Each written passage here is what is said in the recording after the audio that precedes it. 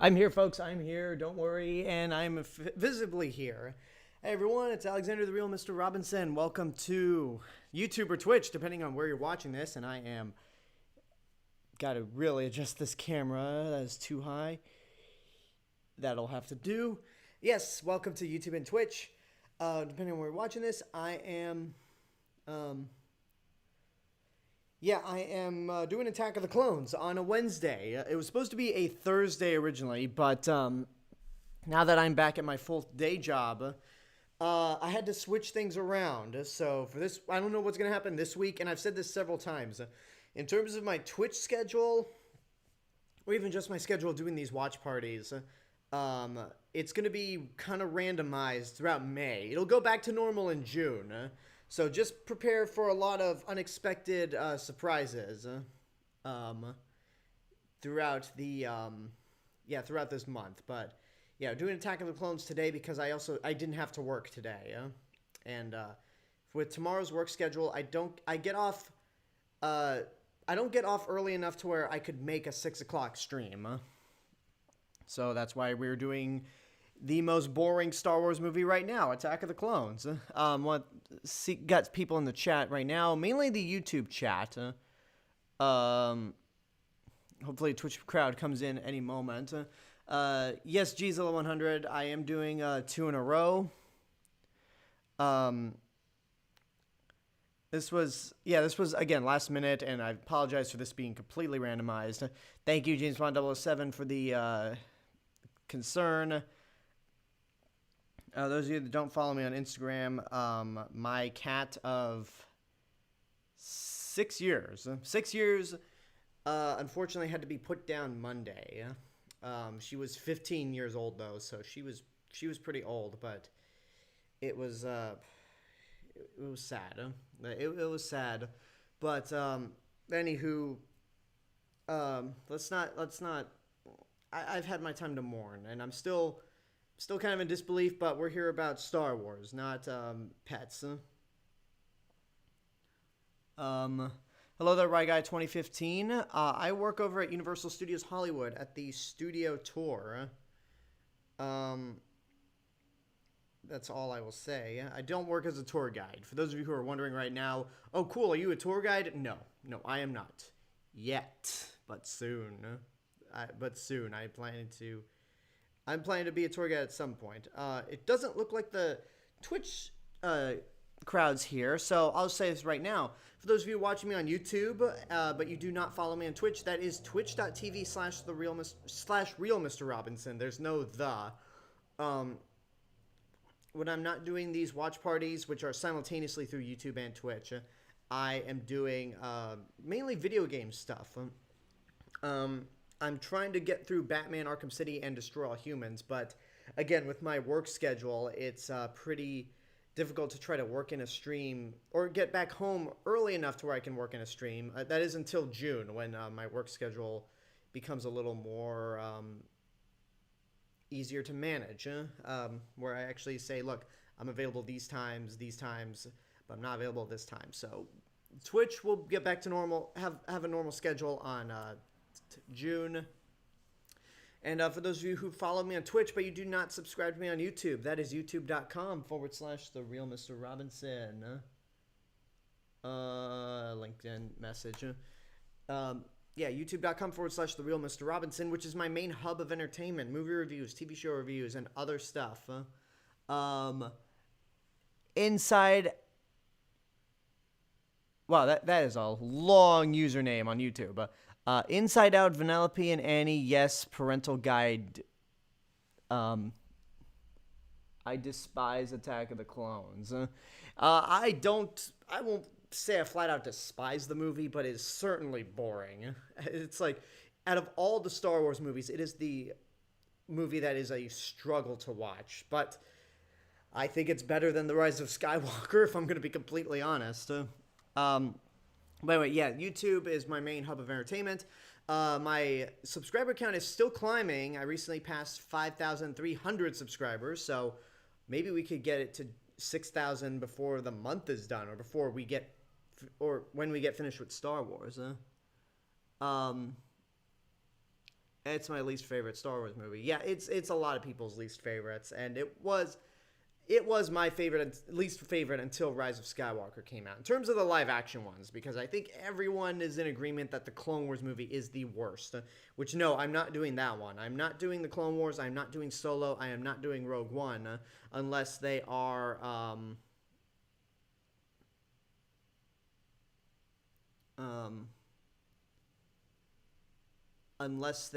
actually why can I not think straight at the moment? Unless they're patron, Twitch exclusive or patron watch-alongs. Hello, there's Swisher.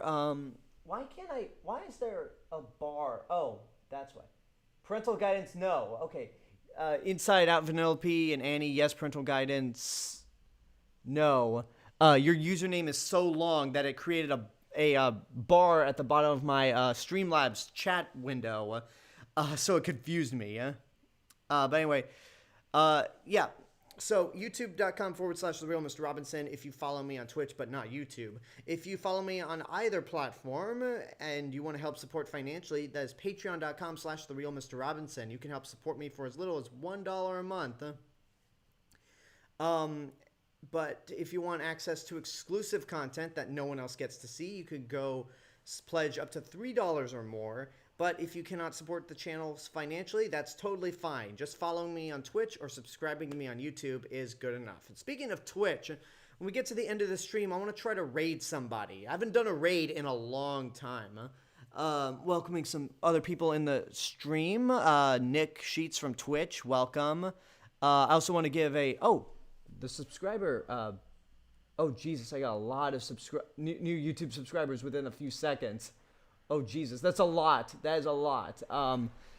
Okay, let me see if I can name them all before we get to Attack of the Clones, because we're already nearly 15 minutes in. First, I want to give a shout-out to Infinite Empire 2112, who followed me on Twitch yesterday.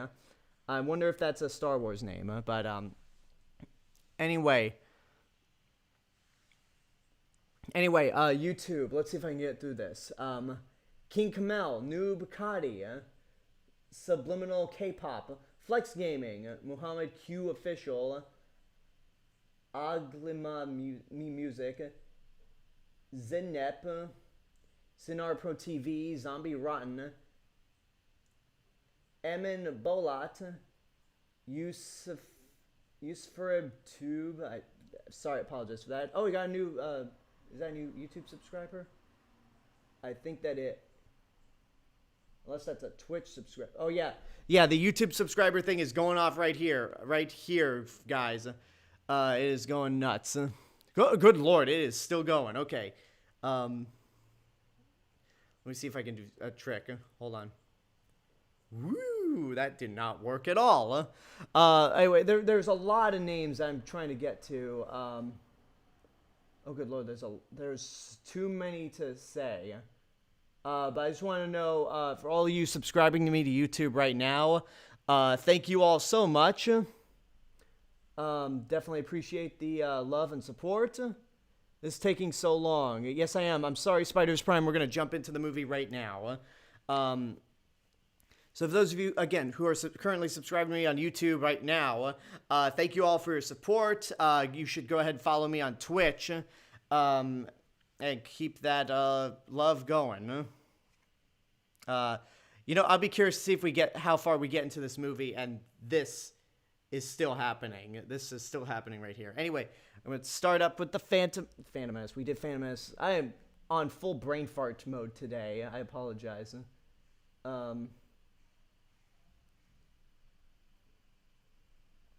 Yeah, that thing is still going. Anyway, I've got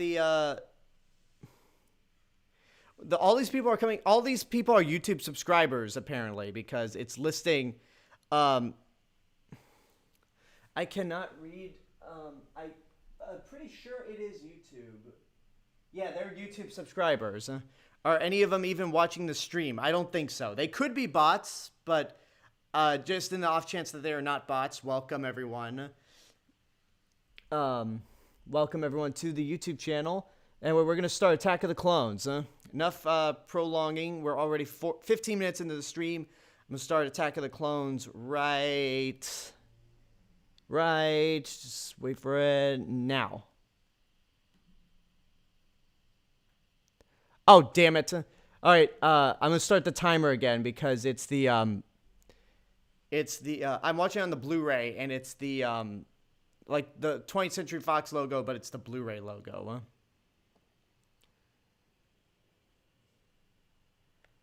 All right.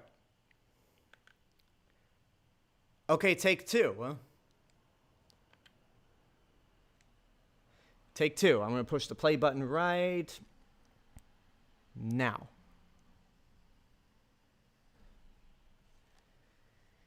So make sure, I hope y'all are your bunch of crunch right here. Because again, with these Star Wars movies, I can't do without bunch of crunch. I should have had alcohol with me, considering how boring this movie is.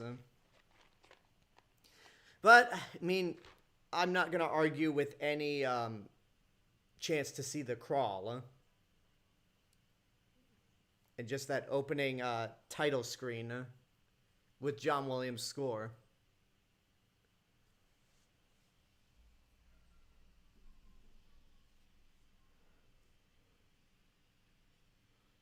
Star Wars Episode 2, Attack of the Clones. Do I have Disney Plus? Yes, I do, Gzilla 100. And I'm enjoying it quite a bit. There is unrest in the Galactic Senate. Several thousand solar systems have declared their intentions to leave the Republic. This separatist movement, under the leadership of the mysterious Count Dooku, has made it difficult for the limited number of Jedi Knights to maintain peace and order in the galaxy. Senator Amidala, the former Queen of Naboo, is returning to the Galactic Senate to vote on the critical issue of creating an army for the Republic to assist the overwhelmed Jedi.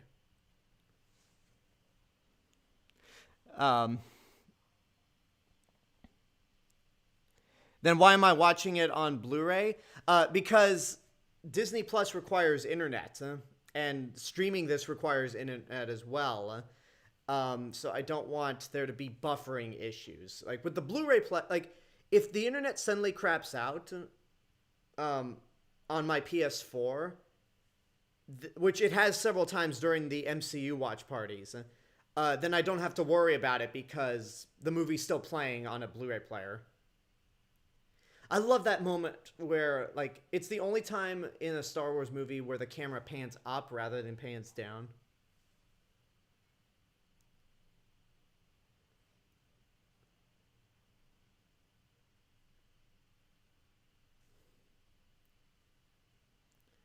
And that noise that the Queen's starship makes. Nick Sheet says, I actually using a guide I found on Reddit to help me just stick with the important episodes and skipping the filler ones. Oh, good call, Nick Sheets. Are you watching them in the order they were released or chronological order? And how are you? You said earlier. You said unsurprisingly, you're enjoying it.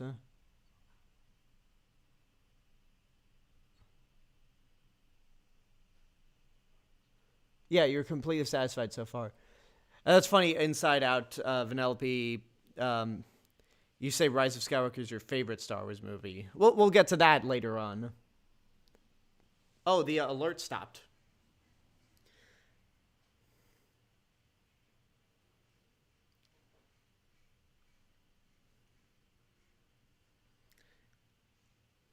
So this movie takes place 10 years after Phantom Menace. And only now have they started to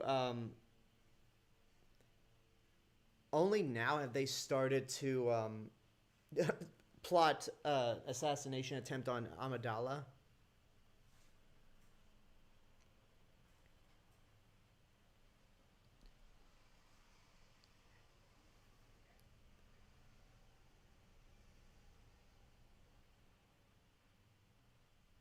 That's cold. I mean, she is a decoy, but geez. Nick Sheets on Twitch says, the episode I'm currently on is the Mandalore plot. Oh, the Mandalore, all the stuff on Mandalore in the Clone Wars is some of the best of the series, huh? Especially when we get to season 5.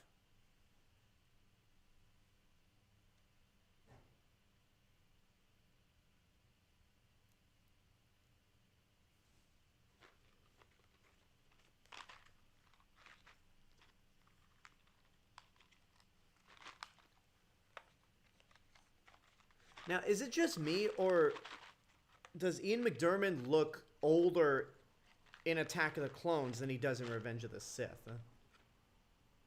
Or maybe that's just me.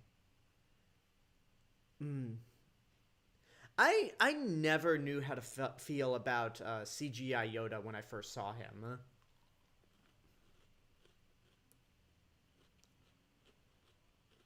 Because this was the first movie where we got to see CGI Yoda.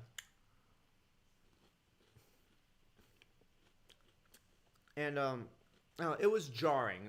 And watching it today, the effects really do not hold up. Every CGI effect in this movie looks like it came from a Pixar movie.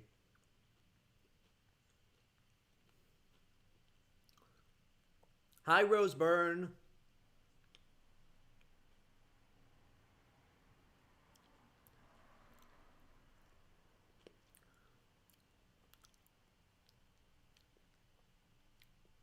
See, here's one problem that the prequels have that the sequels don't. Yes, the prequels are entirely George Lucas's vision. There was a direct path that they were going, but there's such a big gap of time between Phantom Menace and Attack of the Clones, and so much going on. And so much going on in between Attack of the Clones and Revenge of the Sith that you feel like there's a lot that you missed. Whereas the sequel trilogy at least attempts to be a more contained story, without relying on anything but the previous films.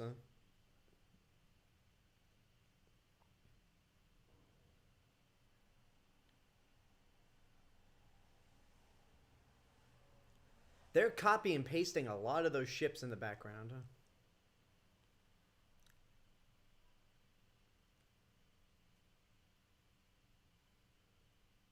Yeah, the Snyder Cut's only coming out on Blu-ray as of now in the UK.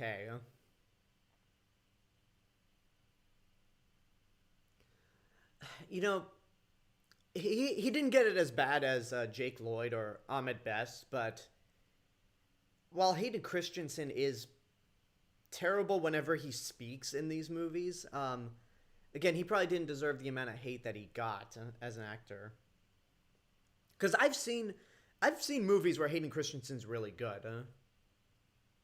And also, there's a lot in mainly Revenge of the Sith, but when Anakin only has to like act through facial expressions, Hayden Christensen's really good. It's just the dialogue is awful. Misa so smiling to see you, sa.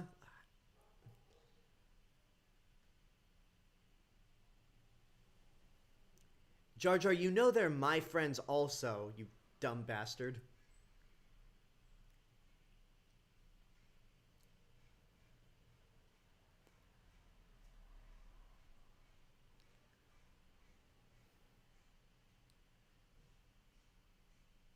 Hmm.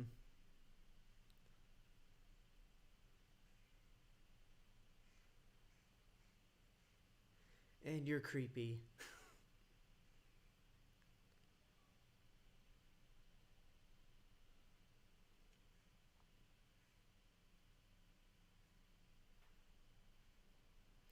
James Bond 007 on YouTube says, my issue with Yoda in the prequels is not that he's CGI, but that he's so dry and humorless compared to how he is in the original trilogy. Yeah? What do you think about it? The only times Yoda's really humorous in Empire Strikes Back, um, um, is that he's testing Luke to make sure he has patience and is really material that Yoda can train in order to become a Jedi.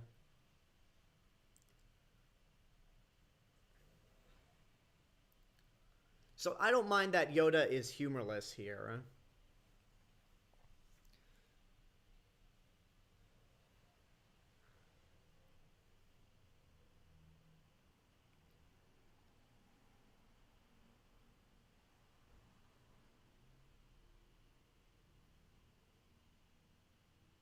God, she's awful. Megan, I don't blame any of the actors for this, but like they just George Lucas was not the director. At this point, it's like Lucas was better as a world builder um, than a director of actors. Like with uh,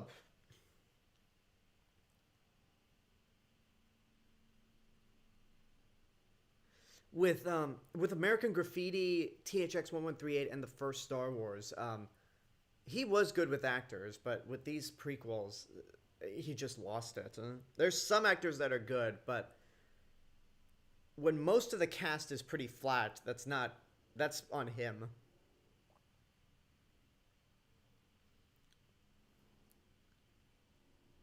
I really like ever since they brought Boba Fett back in The Mandalorian, I do like how Tamir Morrison plays Boba Fett a little differently than Jango Fett. Like Jango Fett is more natural, whereas Boba Fett is more grim and ruthless in the way he delivers dialogue. Razorbike on YouTube says, "I hate that they talk about all these adventures they have, but never showed them." Yeah,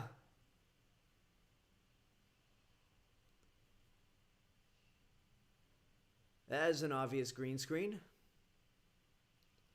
Now I know that set.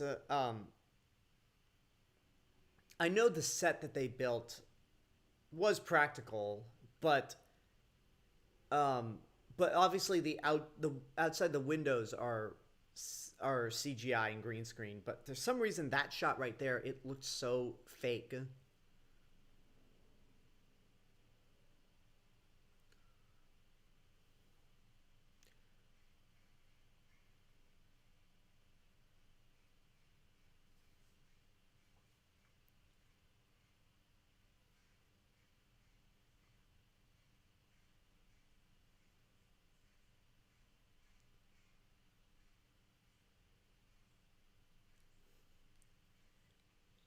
Here's another problem with Attack of the Clones taking place 10 years after the Phantom Menace. Not only does it make sense that the Trade Federation waited a decade to try to plot an assassination attempt on Amidala, but it's like, Anakin, you've had dreams about your mother for 10 years. Um, I don't want to say, I'm not going to say get over it, but it shouldn't be that big of a issue 10 years later.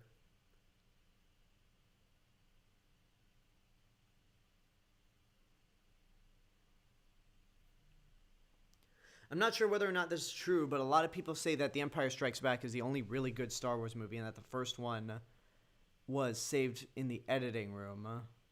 Um, I mean, it's I think it's editing, and it's also the fact that Gary Kurtz, who's the producer on the first Star Wars and Empire Strikes Back, he wasn't a yes man. Like he was the kind of producer that Kevin Feige is today, where I'd argue Jason Blum also, where he's the guy there to say to tell the director you can't do this. Like he fulfilled the role that a producer should.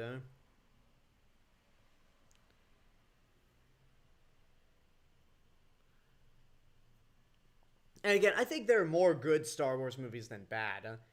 But if you wonder why um, Return of the Jedi is considered to be the weakest of the trilogy, it's because there's no Gary Kurtz. Okay, James Bond 007, you say worst assassin ever. Um, like what was Anakin's Anakin got super lucky with those lightsaber swipes. Like he could have cut Padme and I'm surprised nobody. I'm surprised Padme wasn't like, did you just see Obi-Wan jump out the window?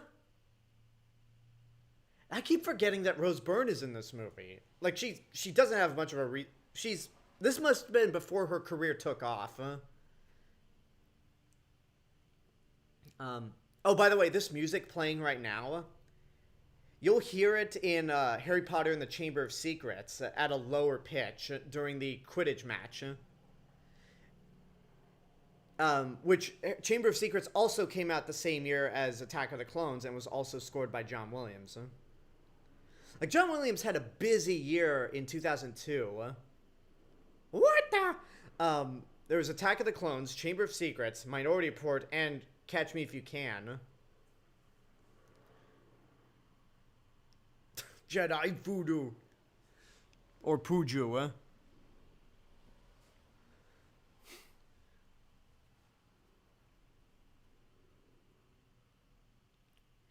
Yeah, it probably would have been more effective if Zam Wesell grabbed that like pulled up quietly in her speeder up to Padme's window and just sniped her. But whatever, I'm not gonna. No use on dwelling on that now. God, the sound, Ben Burtt's sound design is just truly incredible.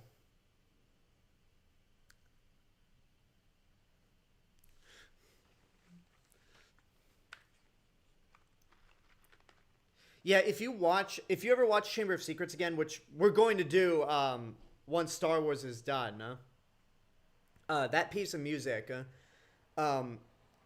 is in during the Quidditch match. They also play that music and the Escape from Gringotts ride.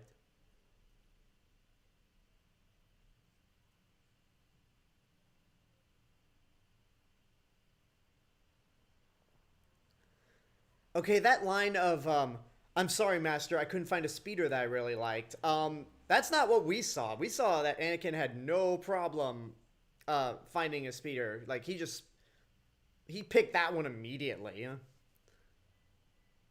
Woo.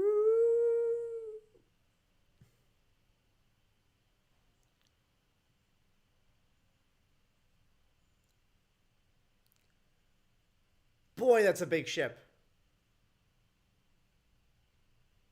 And I gotta say that they recreate that moment in Star Tours: The Adventures Continue, where you're just dropping down into Coruscant from the sky, and it's just like pull up, pull up, pull up.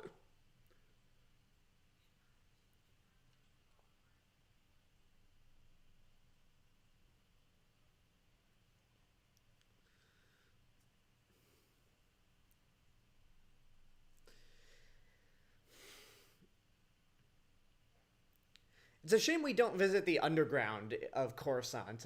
Like, that's something we wouldn't see until the Clone Wars series. That's an excellent shot.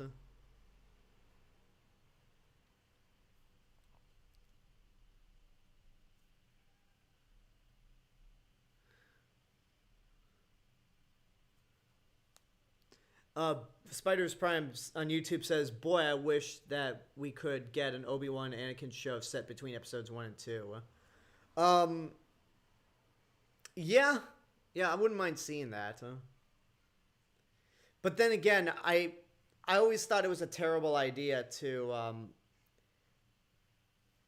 introduce Anakin as a kid. He should have been introduced as a teenager, and it's just more interesting to see Anakin and Obi-Wan's friendship develop during the Clone Wars. Like, I always preferred their relationship when they were brothers rather than master and apprentice.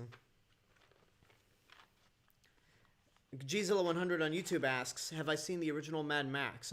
No, I haven't. The only Mad Max movie I've seen was Fury Road. I really want to see the original and Road Warrior.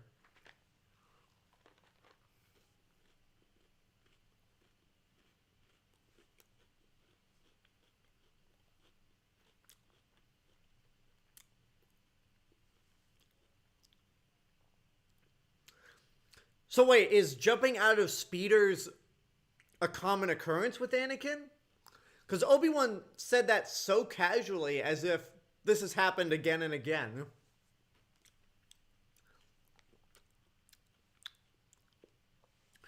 Razorbike on YouTube asks, are we doing Harry Potter right after this, or is there going to be a break? Let me check my schedule. Because I have everything, like, I have everything mapped out in terms of my, the YouTube stuff I want to make. Where is it? There it is. The Harry Potter watch party will start, okay, let me see when we finish this. Theoretically, we would finish this. We would finish this series on June 6th. No, June 3rd. I'm sorry. There will be a break, but it's going to be a very short one, and we'll start Harry Potter June 22nd.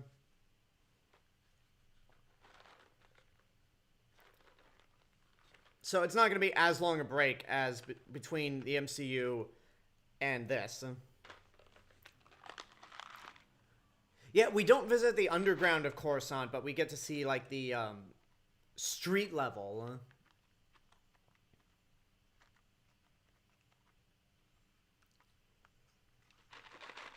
Crash. There are no airbags on that speeder. You notice that, there are no... In all the releases for Star Wars on Blu-ray, or on any home video, there's no gag reel. Like, you can find a gag reel of Attack of the Clones on the DVD, but it's like a hidden Easter egg.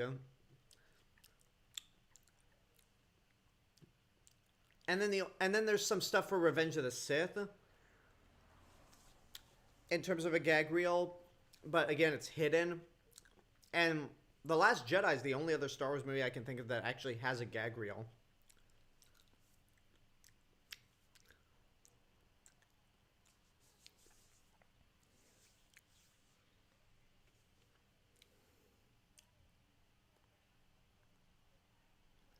James Bond 007 asks on YouTube, have you ever considered making video essays for movies that you love?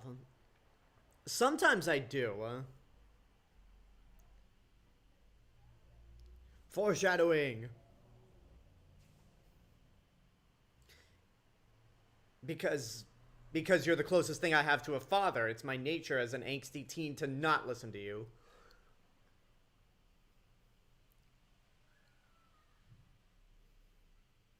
Ooh, that CGI is awful on the TVs.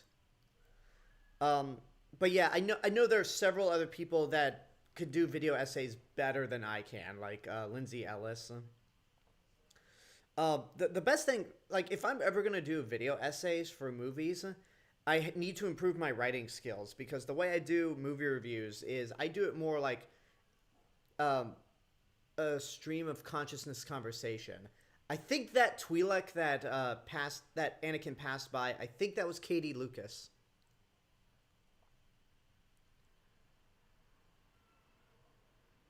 I love that. I love that moment. Like, for all the terrible dialogue in this movie, that moment, you don't want to sell your death sticks, you want to go home and rethink your life, is just great.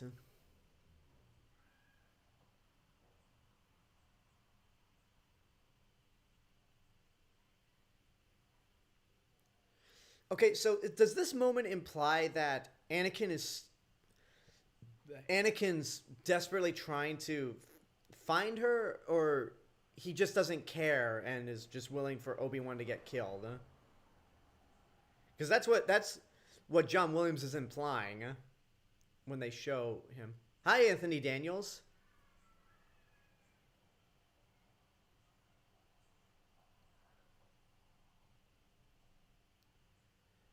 Because Anakin was so, like, casual in, like, and half-assedly trying to find her.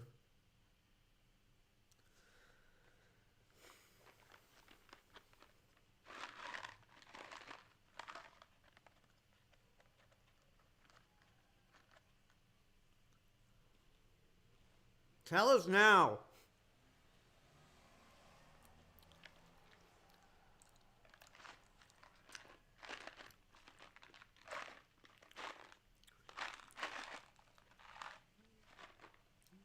Well, there goes that.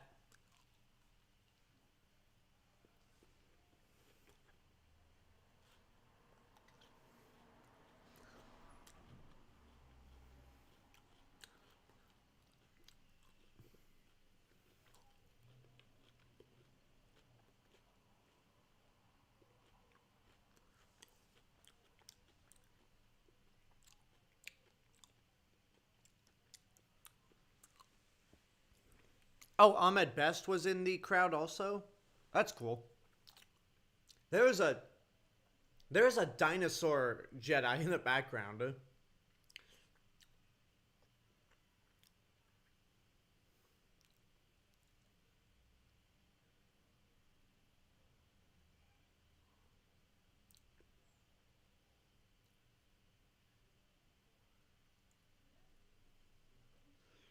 Um, Friday the 13th on YouTube says he's the chosen one, not the smart one. Is he the chosen one? Because I mean, for me, I was always under the impression that the prophecy was some uh, dumb Jedi premonition that never happened, considering that Anakin turned to the dark side. But then again, J.J. Abrams kind of screwed that over by J.J. Abrams kind of ruined that image because by bringing Palpatine back to life. Spider's Prime says, wait, dinosaur Jedi named Coleman. Is that true?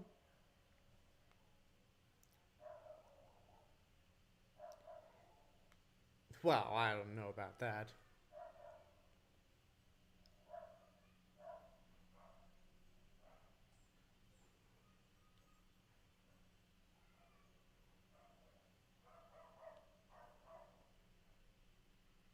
Was she?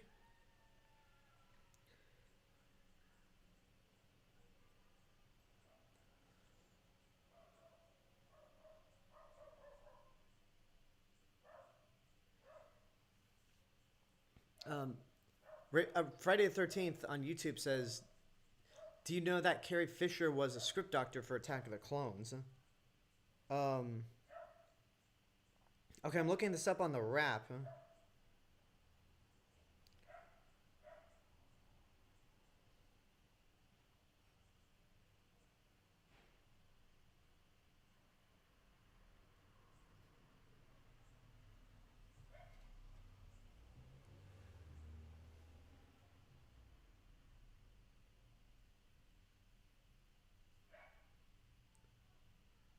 Ugh. It's your fault. You're going to regret that decision, Padme. But then again, you're so tolerable to Jar Jar that... I don't know.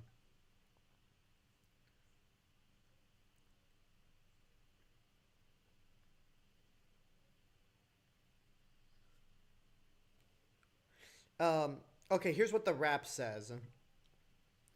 Um, yeah, James Bond was saying that Jedi looked like a Parasaurolophus. Um, the Phantom Menace and Attack of the Clones. Here's a surprise. Carrie Fisher noted both Star Wars Episodes 1 and 2 as being part of her doctored screenplay lineup. There aren't many details on what she did, unfortunately, but it wasn't the first Star Wars script she had tooled around with. Um, a script doctor is basically like you come in, do some like rewrites, uncredited rewrites or punch up work to make the dialogue shine a little more or make it pop, just to make the script a little better than it is.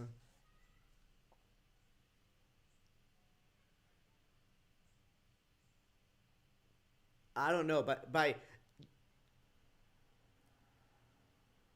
judging by this judging by this dialogue here, it doesn't seem. I never get the impression that she did anything to help. Because maybe it's just bad direction also. Okay, guys, never, never look at a woman like that. Like, do not ever do that in your life because that will instantly turn them off.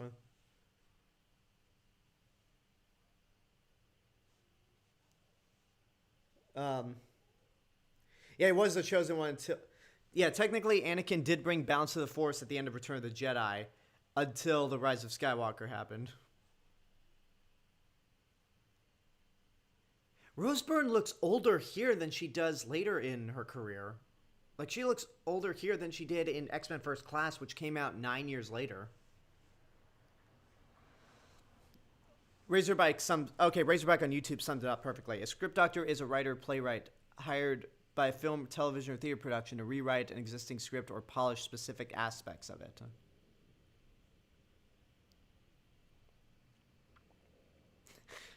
He's overly critical. He never listens. He doesn't understand. Truly Oscar worthy. All that sarcasm.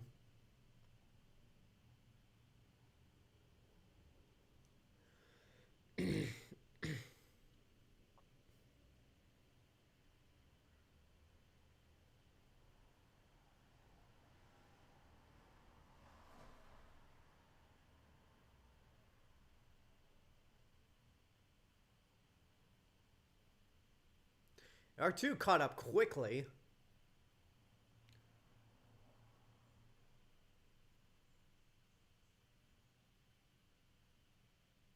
So I think that was supposed to be Captain Panaka from the Phantom Menace, but they just changed it to Captain Typho and made him, I think, um, Panaka's nephew or something. Okay, you know what? I don't have as much a problem with this diner as everyone else does.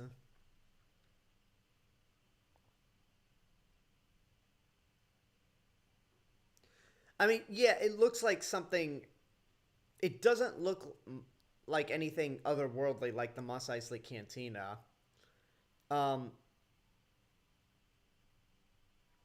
and honestly, like, a lot of people compared the Canto Bight Casino in The Last Jedi to this diner. I honestly think Canto Bight looks fantastic, and well, I mean, for one thing, Canto Bight was a real set. Um, Although I'm sure there are parts of this that are real also, but cert- no, I guess it's no, I guess that's a real set. I'd take that back. But I mean, Canto Bight looks more like something out of Star Wars than this does.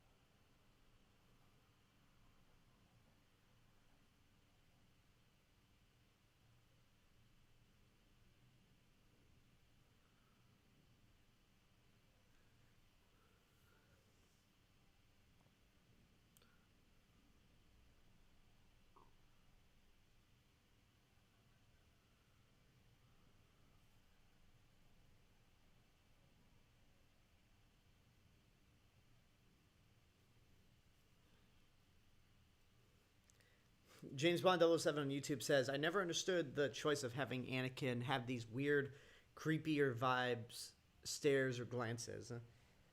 I think it's because it's trying to show Anakin's like fall to the dark side, but it does not work here, especially considering how charismatic Anakin is in the Clone Wars.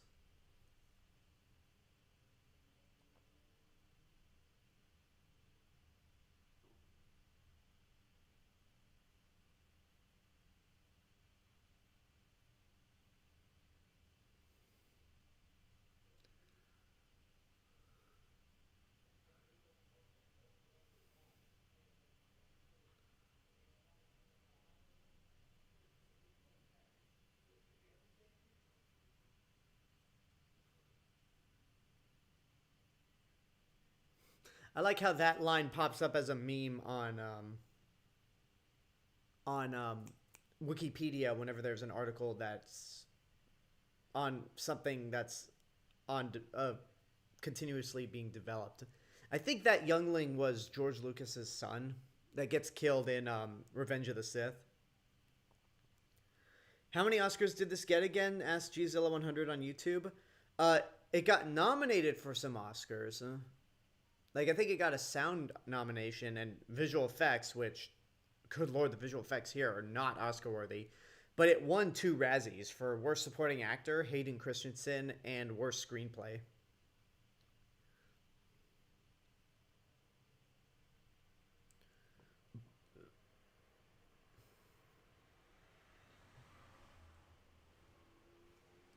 Didn't you just talk about how it must be frustrating being a Jedi and having to deal with all these things you can't do?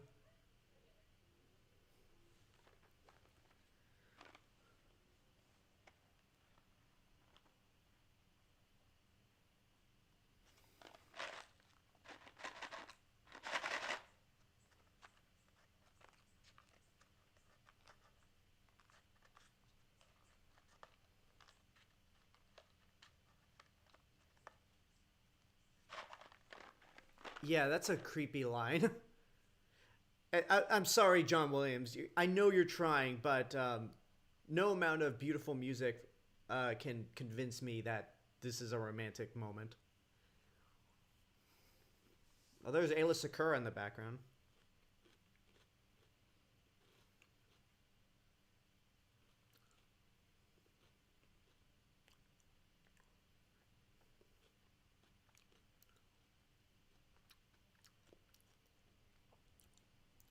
Maybe I'm stretching things.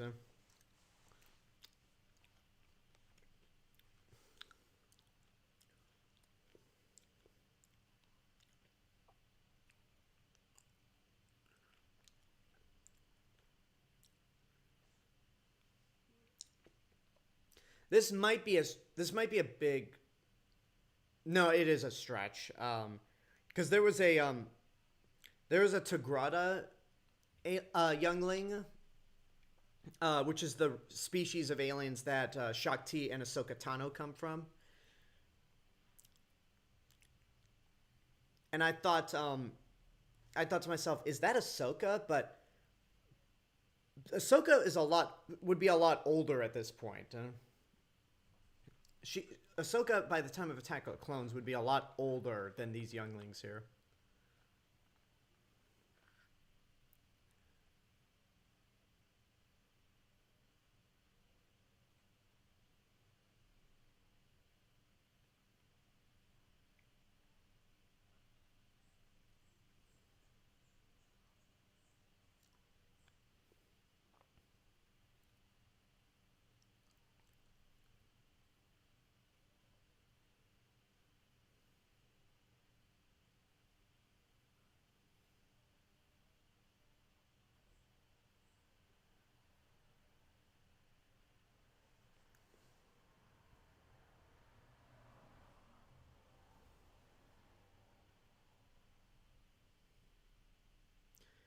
James Bond 007 on YouTube says, I don't trust Yoda to be alone with those younglings. Huh?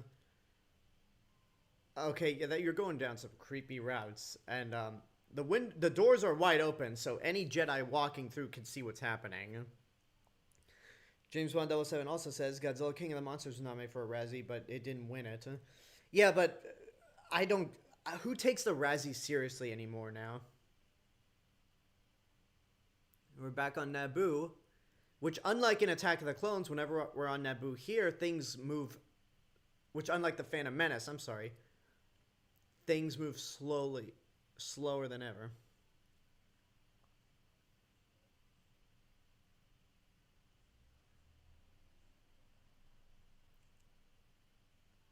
Your two terms as queen. Which, again, really weird that... queens in Star Wars have a term limit.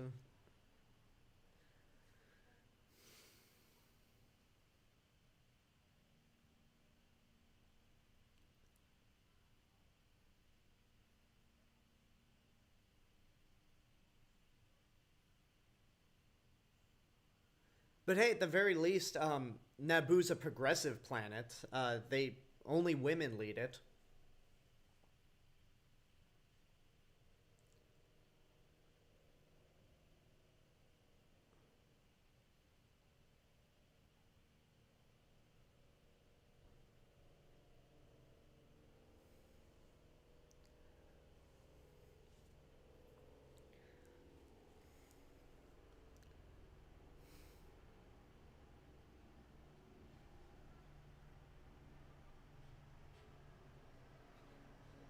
Ooh, yeah, that day will come, and it will be a horrible day for all.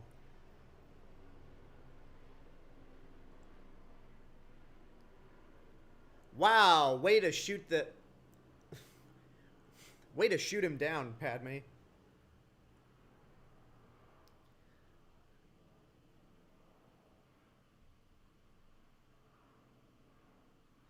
Yeah, but he didn't have to embarrass me in front of the Queen. Now, granted, Padme is in the right by clarifying that he is a Padawan, but oh, I don't know. Now, the reason the Jedi starfighters have hyperdrive rings, is it because they're too small to actually carry hyperdrives?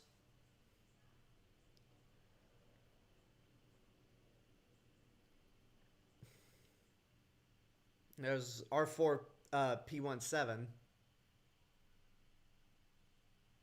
Oh, yeah, all the cutscenes, like Kamino's a great idea for a planet, but I said cutscenes. Might as well be cutscenes from a video game because the CGI is just so bad. Like that's a real platform they built, but everything around it is green screen.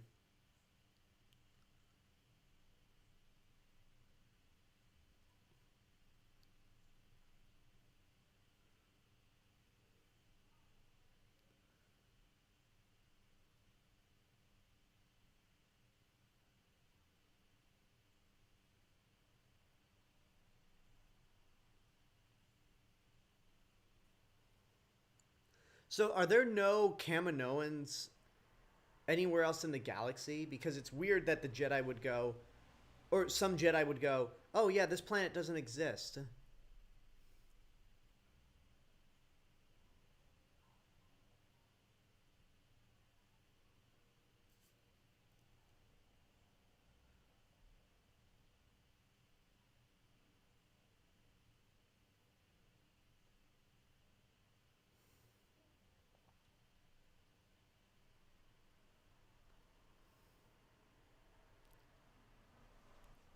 Visible confusion meme.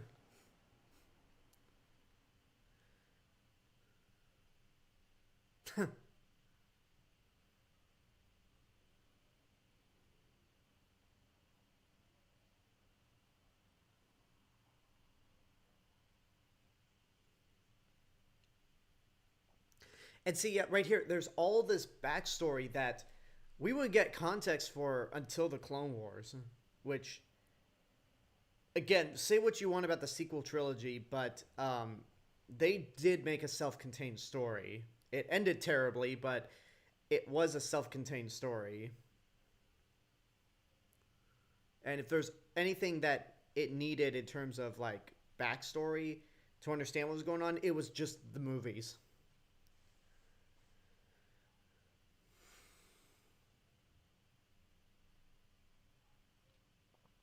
Name one thing Attack of the Clones does better than The Last Jedi, asks Abomination 2008. James Bond 007 says nothing. Um, you know, let me think about that for a second. Um,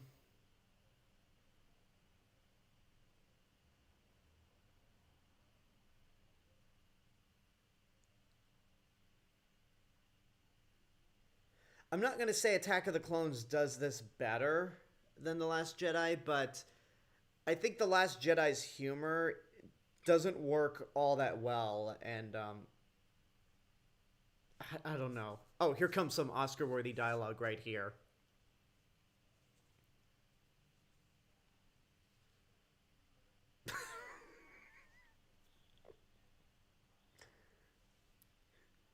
It gets everywhere. Oh, Jesus Christ.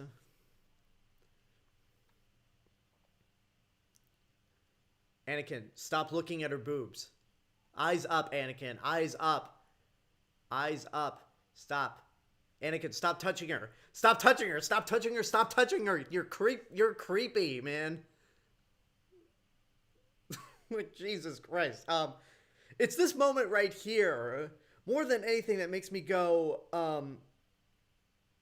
are you guys sure the prequels are better than the Disney era films? 'Cause, I guess the score is in Attack of the Clones is slightly better than The Last Jedi, but I mean they're both really good.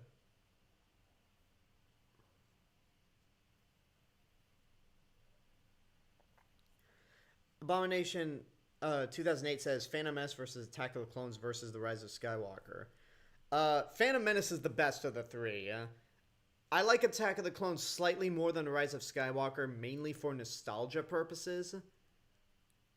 And the seismic charge sound effect.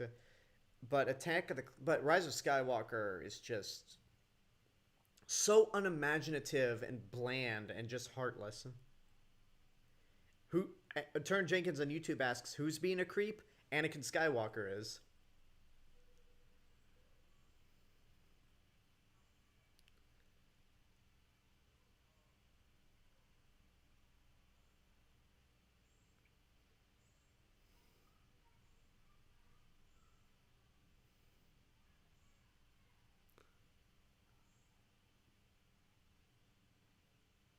Is that supposed to be... Was that supposed to be a de-aging effect on Tamir Morrison, or is that just another actor?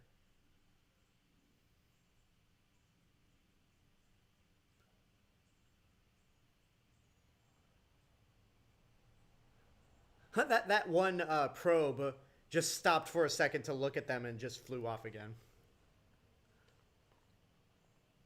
Why do I like Phantom Menace better than Attack of the Clones? Phantom Menace is never boring. Even with its slow middle act, there's just more going on in the Phantom Menace. The lightsaber duel's better than any of the lightsaber duels in this movie. And it's just a better looking movie with, I think, more time and effort put into it than this.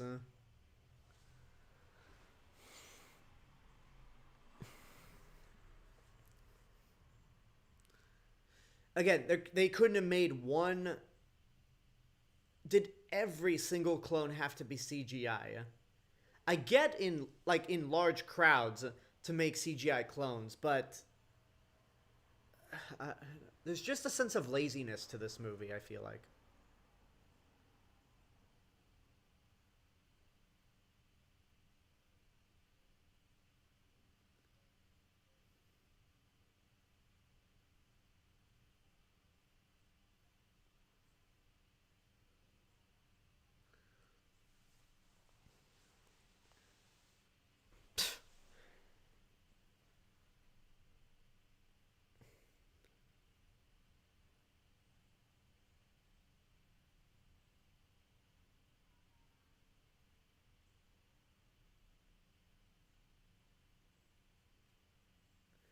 Okay, that dialogue right there. You really don't like politicians, do you? I like one or two, but I don't know about one of them. I feel like that's some good banter there, but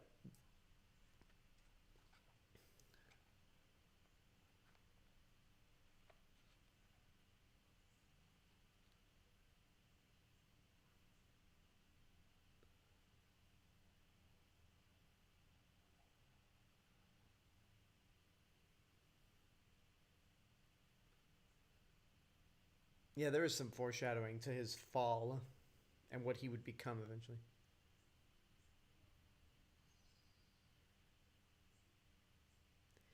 Yeah, that part, like, he's not acting like a creep there.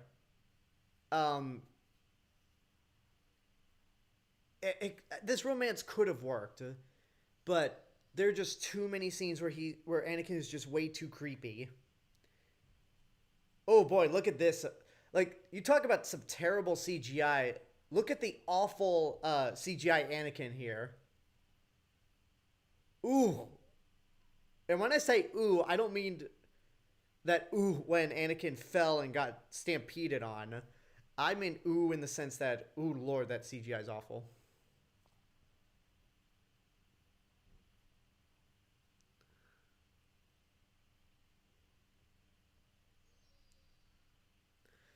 Razorbike on YouTube says, apparently while filming this scene, there were thousands of flies, and in post they had to go back and digitally remove each and every one of them frame by frame. Oh, good Lord. That sounds like a difficult job.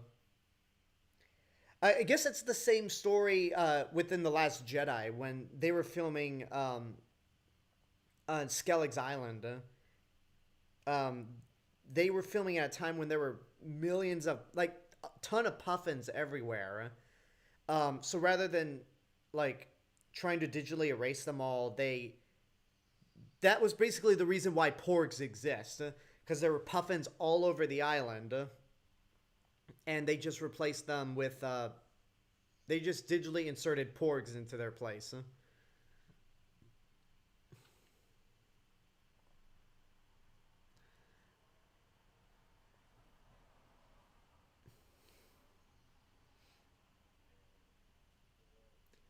And Tamir Morrison looks so young compared to how he is now.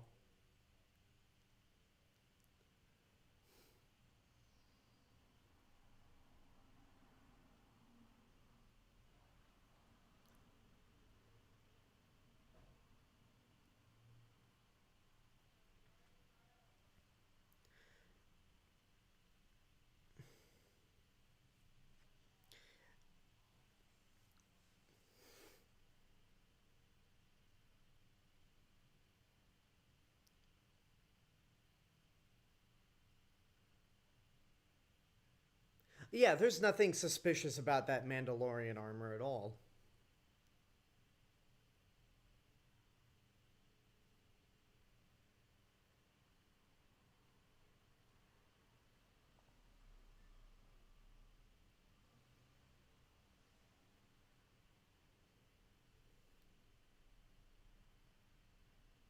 Yeah, Jango Fett, like, he plays Jango Fett,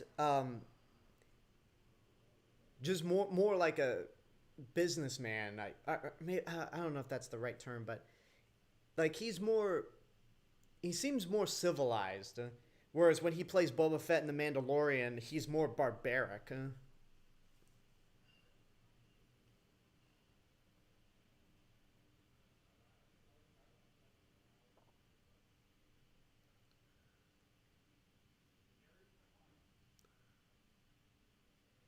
Yeah, the kid that plays Boba Fett, he's not in the movie long enough. So if there's one good thing about it, it's he didn't get the amount of hate that Jake Lloyd got. But he did play. He was hired despite not knowing anything about Boba Fett, or Star Wars at all.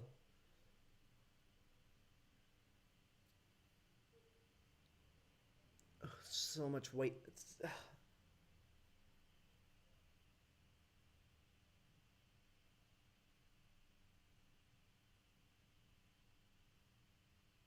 Okay, watch this. Like, it's a CGI pear. Flies onto the fork, and she eats nothing. Like she's literally eating air. All right, GZL 100. You have a good night. James Bond 007 asks, "Who the fuck is this Master Sifo Dyas guy?" He's a member. They much like with everything with the prequels, they elaborate on it in the Clone Wars. Um, he was a Jedi that kind of saw the hypocrisy and saw the fall. Like, he envisioned the fall of the Jedi Order before it happened. So he was the one who. You got to watch. In season 6, they elaborate more on the whole Sifo Dyas plotline and why the creation of the clone army happened. Which, again, I will say this again, since Abomination 2008 mentioned this in the chat. Ugh. This dialogue. This scene right here probably has the single worst dialogue in the entire saga. Having a pair for dinner? Really? Oh yeah, James Bond 007. But anyway, as I was saying, I have to emphasize this again. Yes, the prequel trilogy here had one director and an end goal, but because it's so spread up, but because there's so much that happens in between all three movies in the prequels, it feels like you missed a lot. Whereas the sequel trilogy don't feel like you with the sequels, I'm sorry, it doesn't feel like you missed anything. I mean, The Last Jedi literally picks up where The Force Awakens left off, and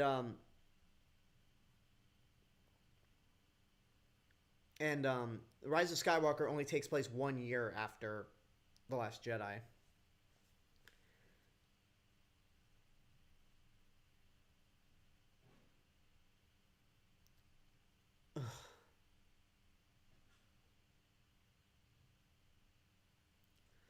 This scene is so bad. Oh, this like this again. It's like, y'all sure that you prefer the prequels over the Disney movies? Like, I think when you say you like the prequels over the sequels, you mean the Clone Wars. You don't actually mean these movies right here. Or at least Phantom Menace and Attack of the Clones. Revenge of the Sith still good. Oh, which by the way, it's Happy Revenge of the Fifth. Abomination 2008 says Twilight or this movie? This movie. Because at least we only have to sit through one movie of this god-awful romance. With Twilight, you have to sit through 5.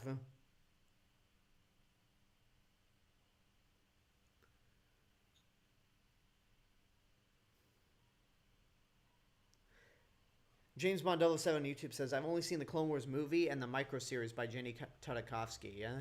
Awesome that you've seen the micro-series. I'm sorry that you saw the movie, but the actual animated series is fantastic. But again, do what Nick Sheets is doing on Twitch, where you have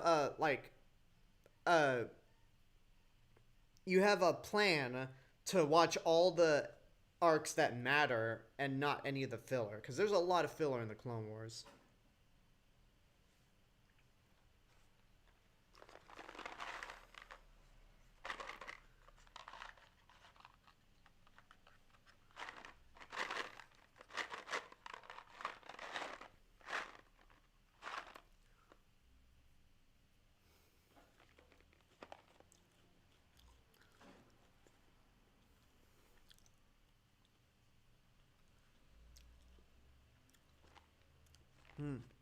The council could take that advice.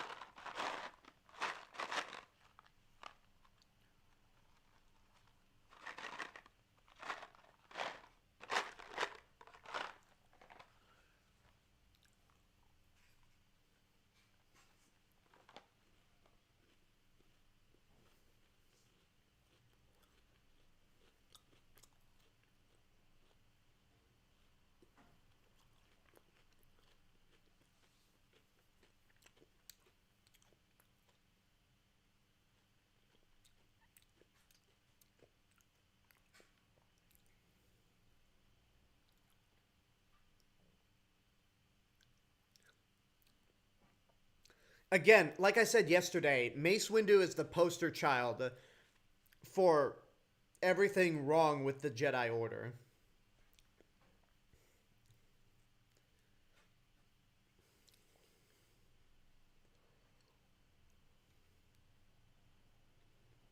Yeah, prior to the Blu-ray release, it's just really awkward seeing Anakin in bed with his shirt off going, no, Mom, no, no, no. Like it's very weird without that echo of Shmi Skywalker.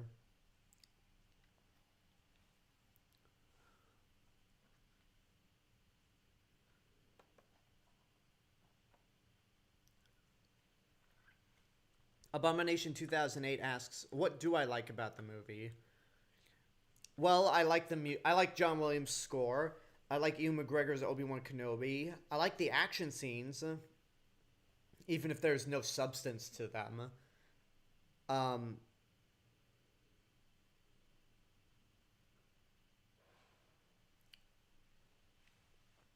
Abomination 2008 also says, "Say what you will about this movie, but this movie is a blast."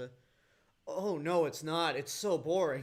Like there's things that I like, but it's in like snippets because this movie is so boring. It's a slog to sit. It's a chore to sit through.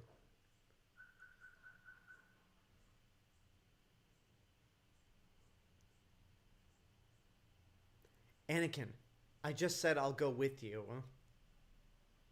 Like this fight between Obi-Wan and Jango Fett, I do like.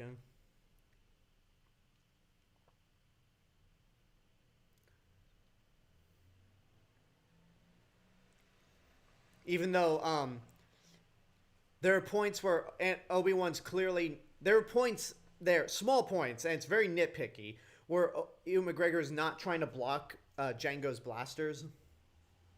Ty Jensen, welcome to the stream. Why do I think Hayden Christensen was bad?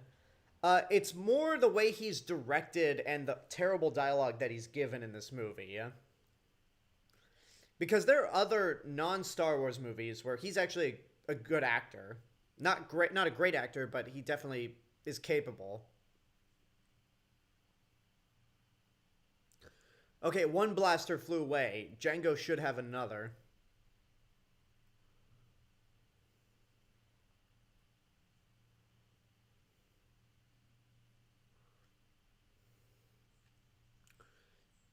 Okay, there's a dent. So Boba Fett repainted Jango's armor to be green from Jango's silver and blue. There's a dent in the helmet. I think it might be there, but is that supposed that's not supposed to be best? Because I know the Mandalorians utilize Beskar, which is pretty much Star Wars vibranium. But if a headbutt from Obi-Wan could create a dent in that helmet probably is not made of Beskar.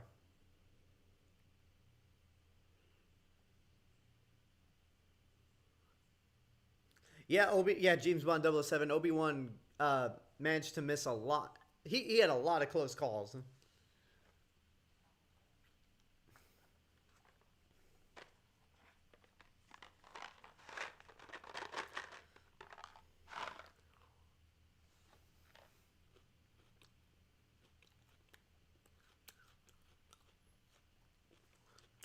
I do like how they set it in stone in The Mandalorian that the Fetts are Mandalorian, but Jango was not born a Mandalore. He was a foundling. Much like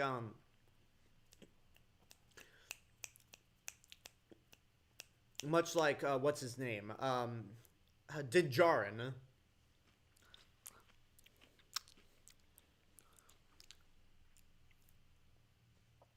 Am I excited to see Hayden Christensen in the Obi-Wan series? I don't.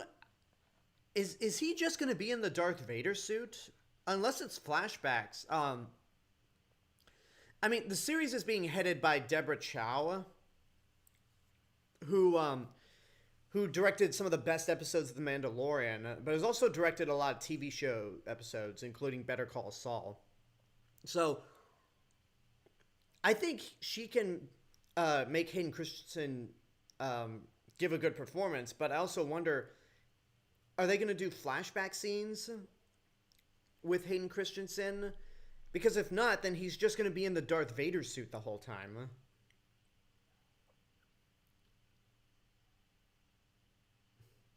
But I mean, okay, despite how I feel about Hayden Christensen in these movies, I actually am kind of interested to see him back. Well, there's Watto again.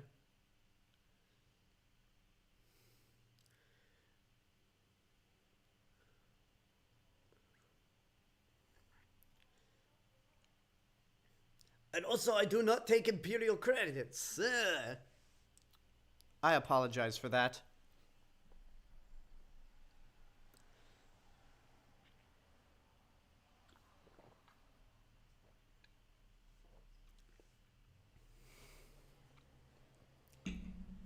Man, Watto has really seen better days.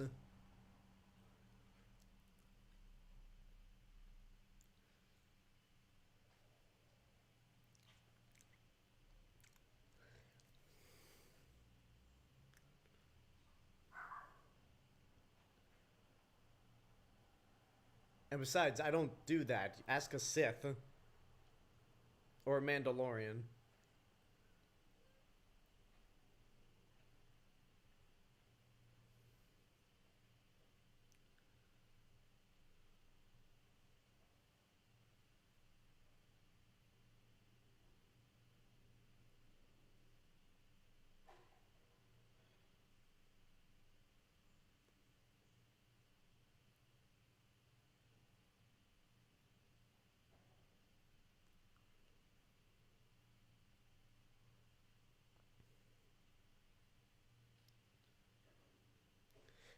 James Bond 007 says, back to Tatooine, the only planet where anything ever happens in these movies. That's not true. Because Tatooine doesn't appear in Empire Strikes Back, Force Awakens, or The Last Jedi. Or Rogue One or Solo.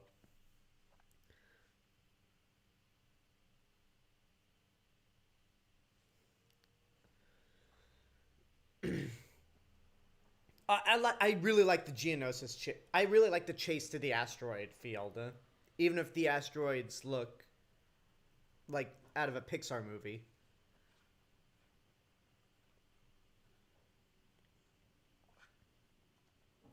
This was also the movie that made me realize, oh, the giant rings on Saturn are probably just a bunch of rocks, so it's like a mini asteroid field.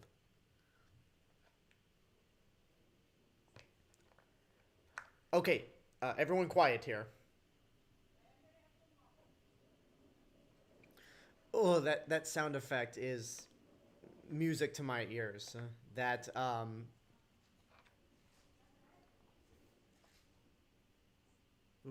music to my ears. Abomination 2008 says Gina Carano should come back. No, never bring her back to Star Wars.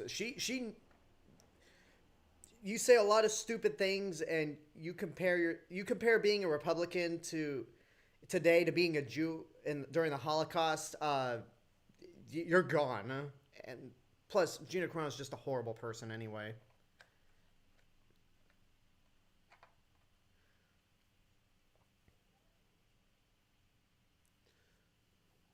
And not only that, but she's a terrible actress, so not a big loss losing her. At least, like, having her not return for Star Wars.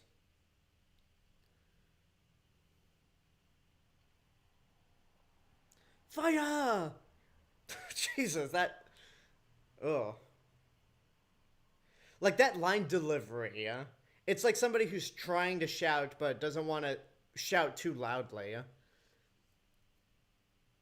It's like, are you hitting Obi-Wan's starfighter, or are the laser bolts just detonating by themselves?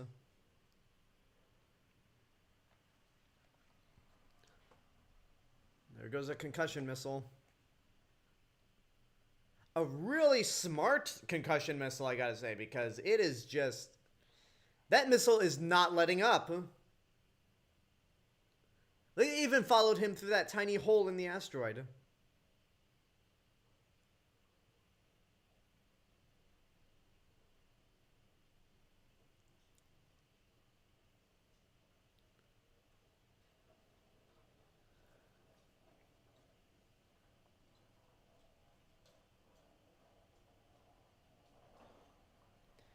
Boom! Obviously, Empire has the best asteroid field scene, but do you prefer the asteroid field scene in this movie or the one in Space Godzilla? Um, That question comes from Gisela. No, that question. Um, that question comes from James Bond 007 on YouTube. Um, I guess I like this better than the asteroid field scene in Godzilla vs. Space Godzilla because the asteroids in that movie don't move and they look like they're made out of styrofoam, which they probably were, but it just doesn't look. I don't know. It's just in a Godzilla movie that I don't think is as bad as people say it is. It's not one of the better sequences. Um, Abomination said. Um, Abomination 2008 says a lot of people loved her character in Mandalorian. I heard. I mean, Cara Dune's a okay character, but there are several other better women characters in Star Wars to follow, like Ahsoka Tano, Bo-Katan, um, and Rey and Jyn Erso are better than her. So all these people on Twitter who support Gina Carano conservative or what? Just ask James Bond 007 on YouTube. Yes, they are, because last year Gina Carano started tweeting a bunch of like transphobic nonsense. And there was that tweet she made out. There was that Instagram post she made where being a Republican in today's society is like being a Jew during the Holocaust, which no. So basically, like once it was revealed that Gina Carano was a hardcore conservative, that's when she got all the support from all the fandom menace, as they're called. But I don't want to talk about Gina Carano on this. I want to talk about this movie. Now, Anthony Daniels is voicing C-3PO, but it's my understanding that he's not actually in the suit. I could be wrong. I hope I'm wrong because it really doesn't make sense.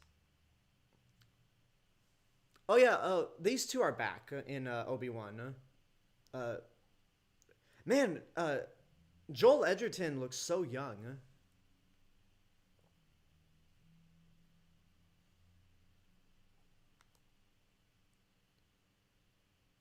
It's really cool that they use that original set from A New Hope for the Lars Homestead. All right, let me look it up. Who actually plays C-3PO in the costume?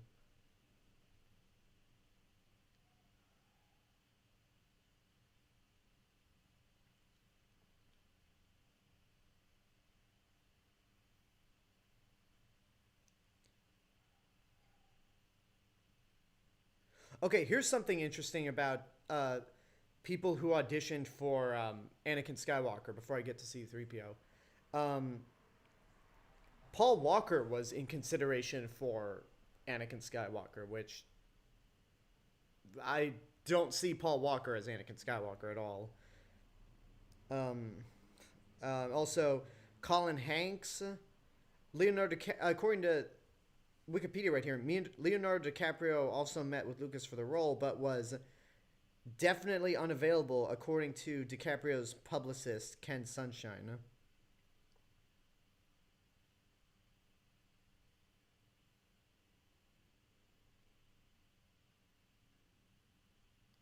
Okay, I guess Anthony Daniels does play C-3PO in the costume. For some reason, I always thought it was somebody else in the costume. But that's good.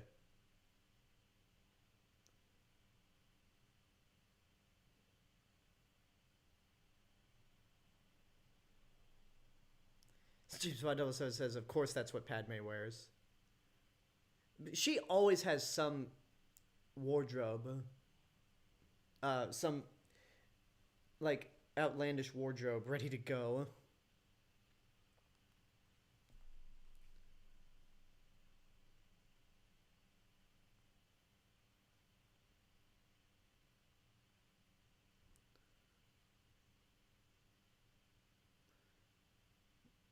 Here we get the Duel of Fates theme. Do do do do do.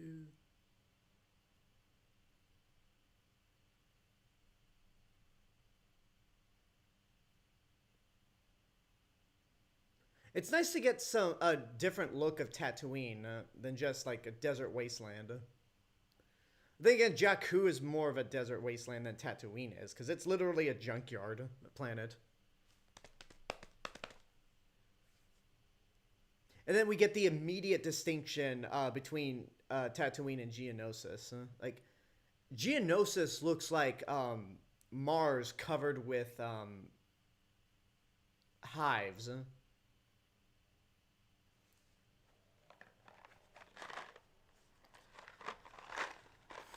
This movie, we're only an hour and 15 minutes in, but for some reason this movie feels like it's gone on for 2 hours. It's so slow and so boring.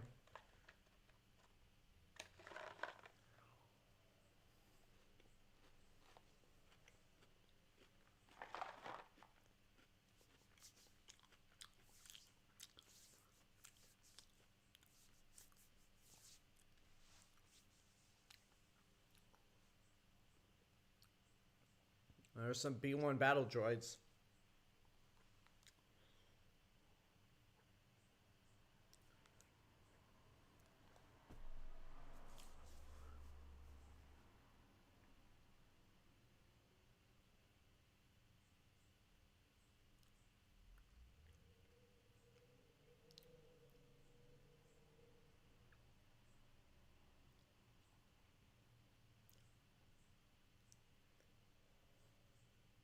Is that why it took you 10 years to try to assassinate her? Or why you waited 10 years to assassinate her?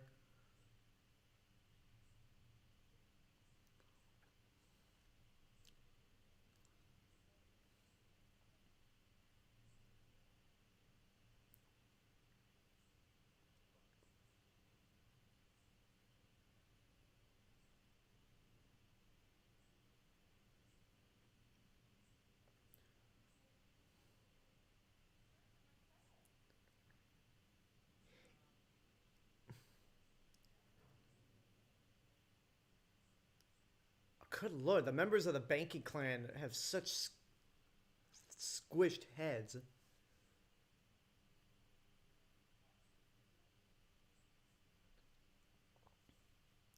There was no reason for Wat Tambor to, like, suddenly just glitch out with that voice. Abomination 2008 on YouTube says, I feel like when the movie reaches the sand planet, it gets a little better.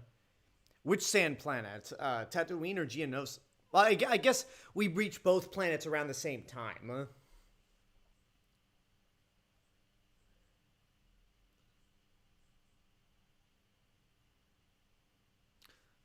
It's so cool that those dogs came back in The Mandalorian. Like, I really love what they do with the Tuscan Raiders in The Mandalorian, where they make them... They're just like Native Americans on their land. It's a nice change of pace to show that some people see them as just people rather than savages.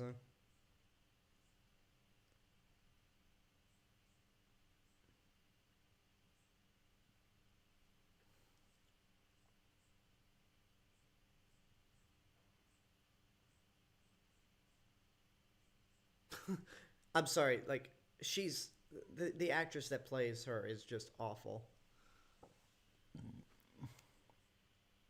Turner Jenkins on YouTube says, there's a better Gina, that being Gina Brillon.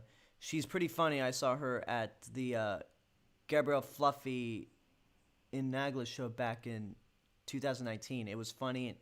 I even took a photo with her after the show. It was all nice. Oh, nice. Turner Jenkins says, has the Yoda death scream happened yet? No, we are not at the Yoda lightsaber duel where that scream happens.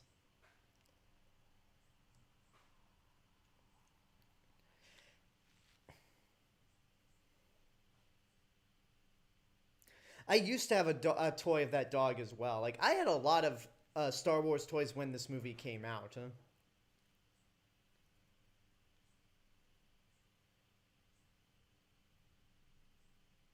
the actress is so bad. Like, she's so bad that her death is hilarious. I know that's not the intended response, but it's just like.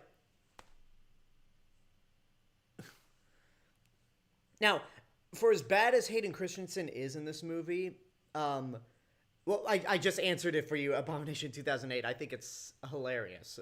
But that being said, as bad as Hayden Christensen is, especially when it comes to delivering dialogue, when he has to express, when he has to emote, like right there, he's actually pretty good. Like, you can believe that this guy would become Darth Vader at some point.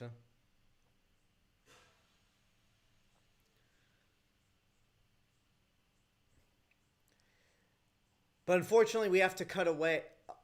Unfortunately, rather than actually seeing this like dark turn for Anakin, we have to cut back to Yoda and Mace Windu as Yoda tells Mace Windu and the audience what we already know about Anakin. Oh yeah, banthas are cool. James Bond 007.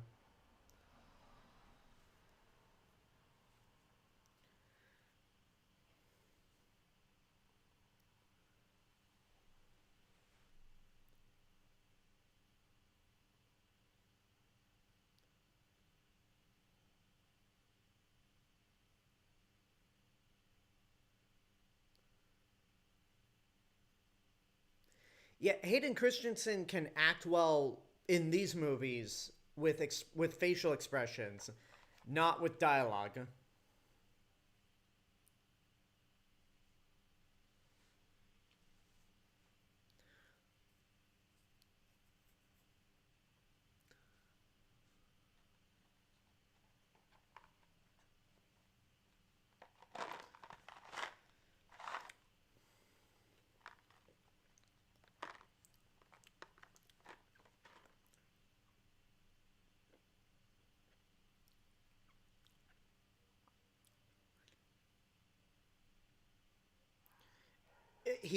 You know your Padawan better than anyone, Obi-Wan. Of course something's happened to him.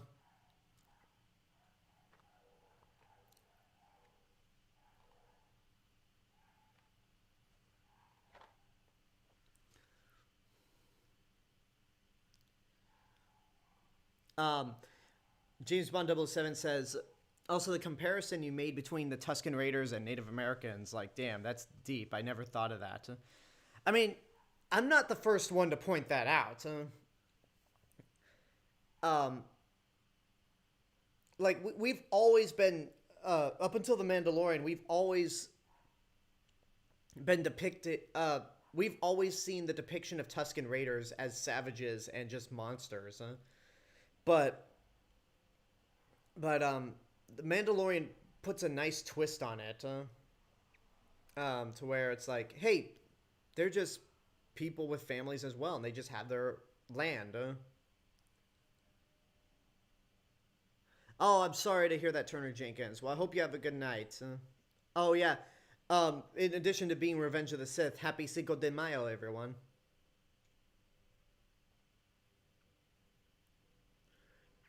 Okay, I'm gonna steal this joke from Robot Chicken, but I guess you could say that he is now Little Orphan Annie.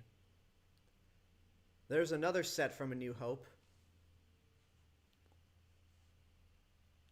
Abomination 2008 says, "Is it just me, or does Anakin have a habit of killing children?" No, no. I think everyone can.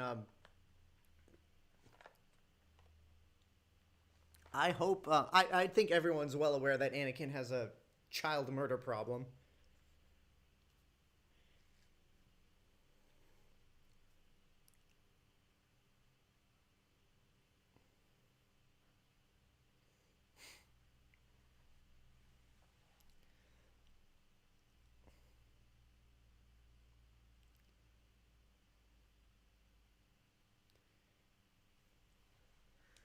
Yeah, when Hayden Christensen's delivering dialogue, um, in this movie, he just sounds like a whiny brat. Like, Ugh, I think it's more the dialogue and the direction that's the problem, not Hayden Christensen. Like, just grow up, man. What kind of question is that? You know what's wrong with him.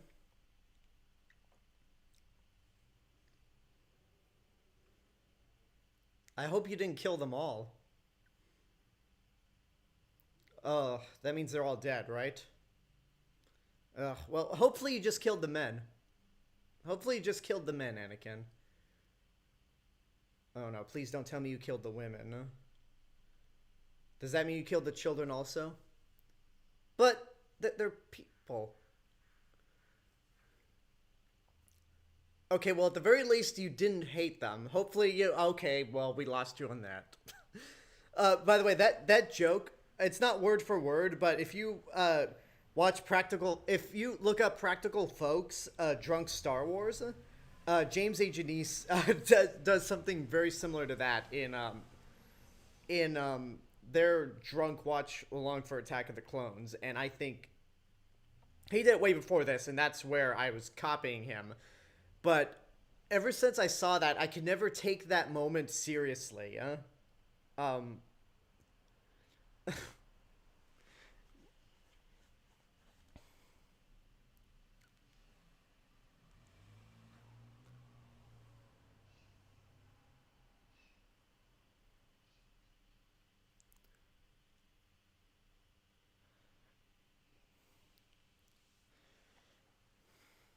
but yeah, if you guys haven't seen, I know this channel's not active anymore because James A. Janice now runs no, not Drunk Disney, Dead Meat. But Practical Folks' Drunk Disney and Drunk Star Wars episodes are really funny. But unfortunately, they only did Drunk Star Wars for Phantom Menace, Attack of the Clones, and the holiday special.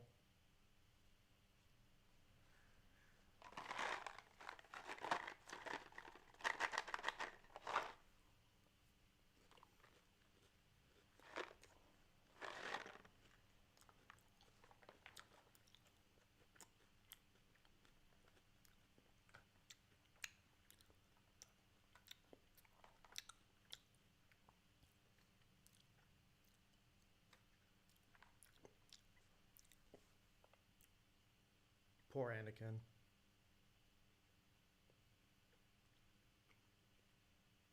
So much. Wow, way to show up late to the funeral, R2.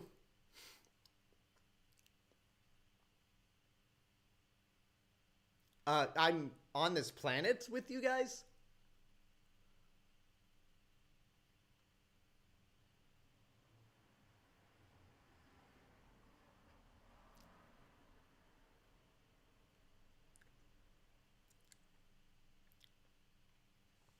James Bond 007 on YouTube says, if Padme still ends up with him after that, then calling her calling her forgiving would be an understatement.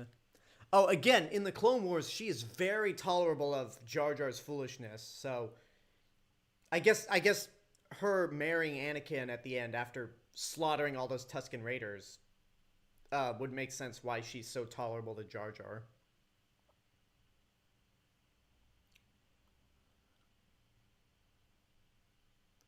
I know it's a hologram, but that droideka looked like it came straight out of a video game.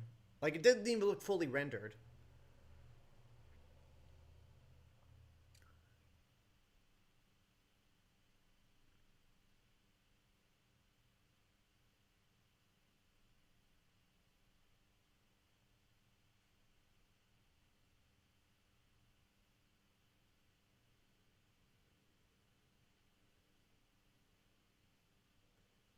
Anakin's just like, do I give a fuck what happens?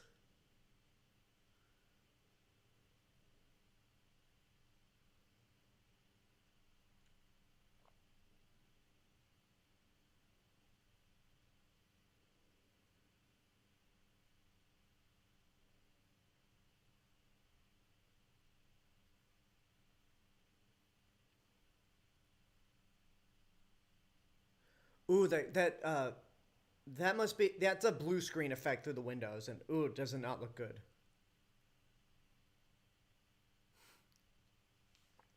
Meanwhile, Owen and Beru are like, wait, that's our protocol droid! Where are you going with him? Well, I guess Anakin did create the droid.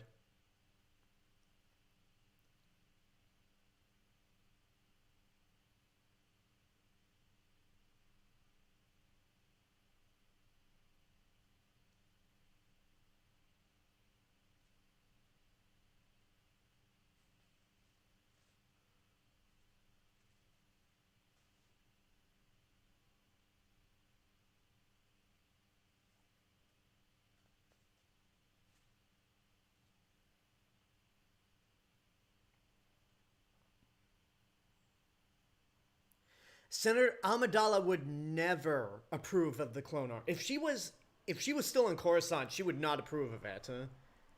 But I think that was more a trick to get Jar Jar to do it, because as the Clone Wars have established, Padme is more about diplomacy than actual war. So she would never have approved of this.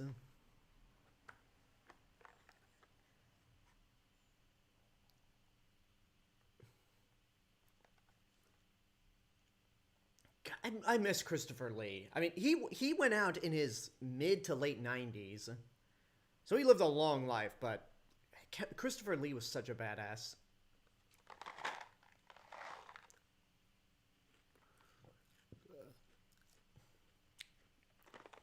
All right, you have a good night, Razorback.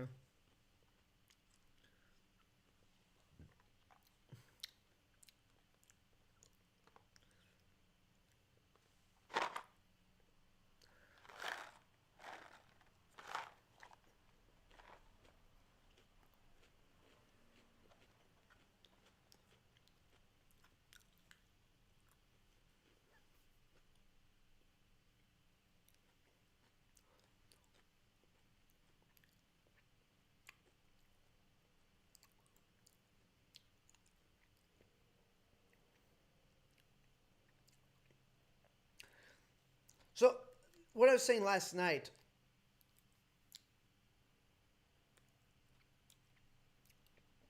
So last night I posed the question: would Qui-Gon have left the Jedi Order if he'd known what was going on with the Republic and the hypocrisy of the Jedi Order? But to bring it home, would he have become a Sith by Dooku's side, considering that Qui-Gon was Dooku's apprentice?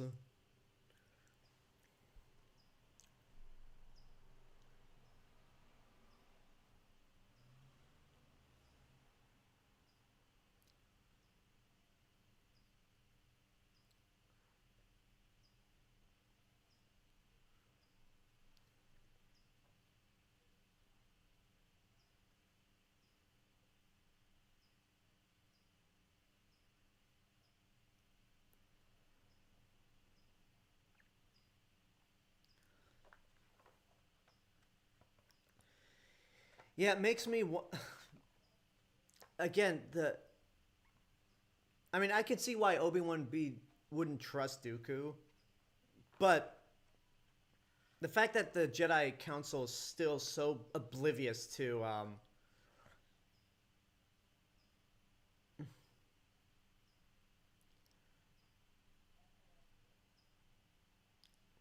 yeah, he would. I agree with Rai Guy 2015 on YouTube, where Qui-Gon would have left the Order willingly, but he wouldn't have become a Sith.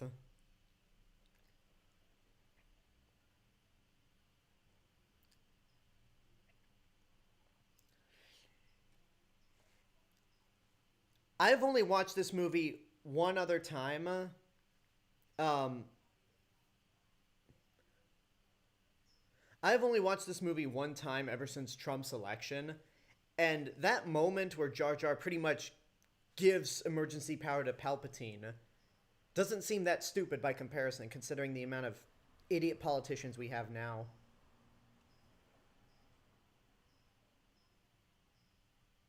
No, you won't. No, you won't. What's with the Rhodian with the fire red hair? What's that about?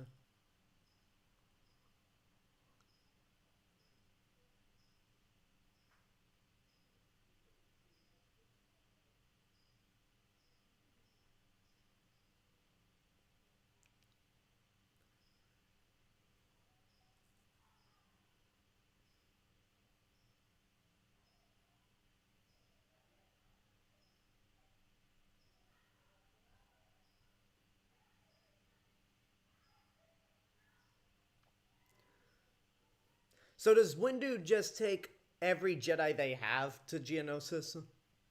Because it's pretty much the entire council is there.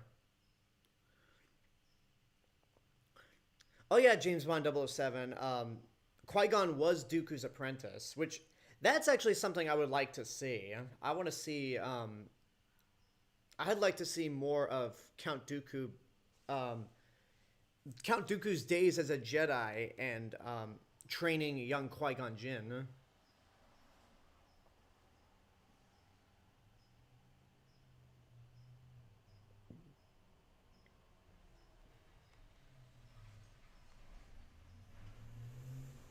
So yeah, that line right, that bit of dialogue right there,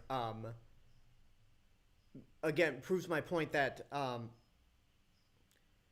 Padme would not have been willing to give Palpatine emergency power to create the Army of the Republic.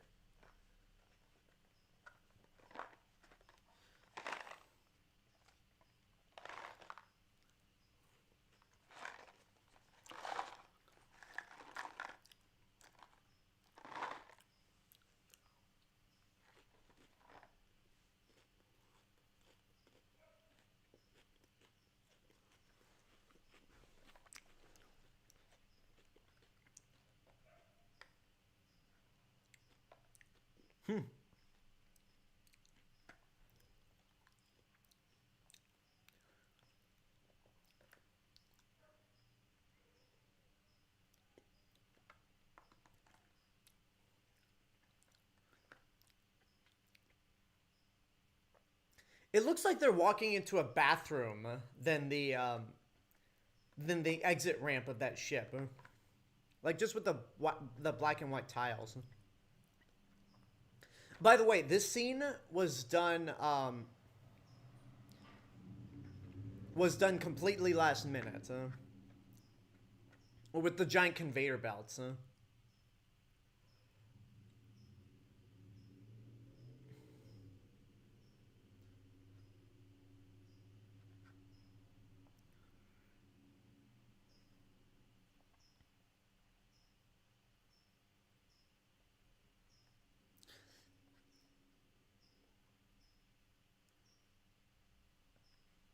Yeah, this scene was completely unscripted, and it's really one of the it's probably the worst action scene in the entire movie, yeah, because it just has this sense of weightlessness to it, and you can also tell it was a last minute addition because the music is used in other parts of the movie. Yeah?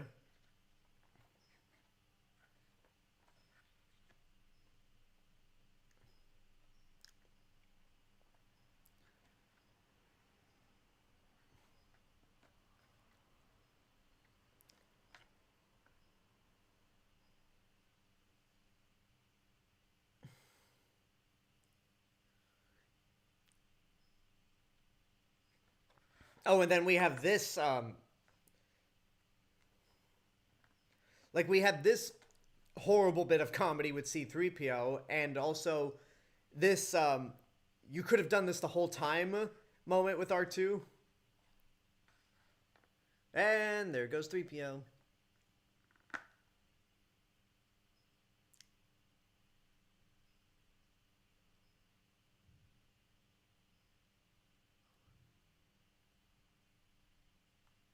You came along. You left Tatooine.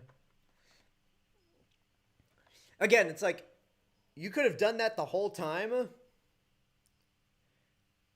Makes me wonder if the BB units can do something. I guess the BB units have those cables to help them get across places, so they don't need those jetpacks the way the R2 units do.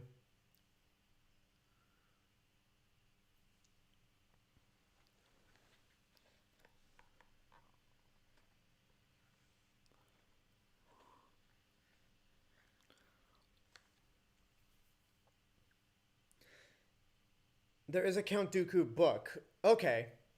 So I guess that answers my request. Oh, this... Yeah, I actually had... Because I collected so many Star Wars toys when Attack of the Clones came out, I had a set that involved the battle droid C-3PO head switch.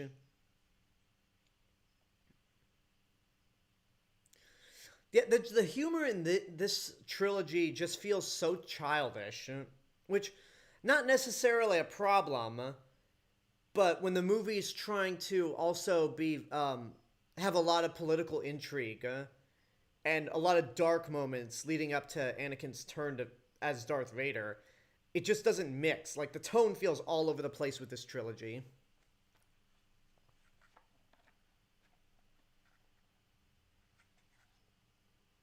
James Bond 007 on YouTube says, Attack of the Clones and Minority Report came out in 2002. Both have a conveyor belt sequence, and both Steven Spielberg and George Lucas were friends. Coincidence? I think not! I had to do that.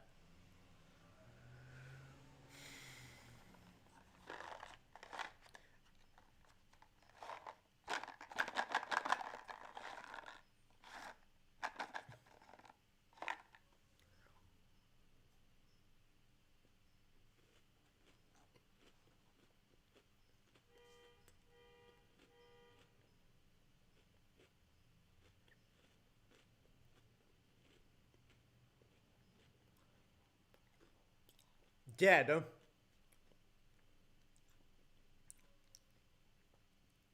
She should have had some broken bones by falling down there.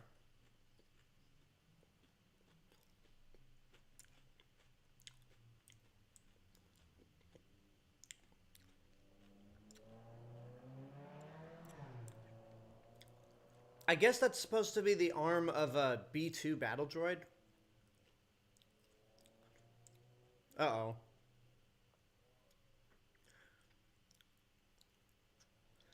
Wait, not again. You mean, how many lightsabers has Anakin lost in his career as a Jedi?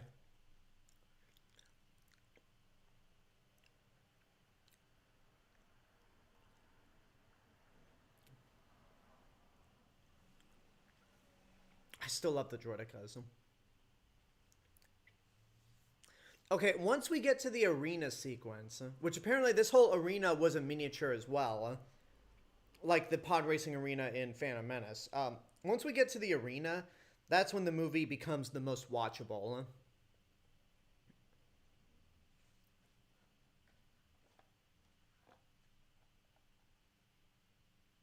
Ugh.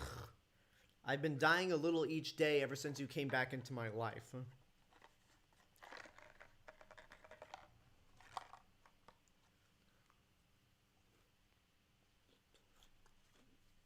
Yes, despite your creepy stares, the fact that you just murdered an entire village of Tuscan Raiders, I love you.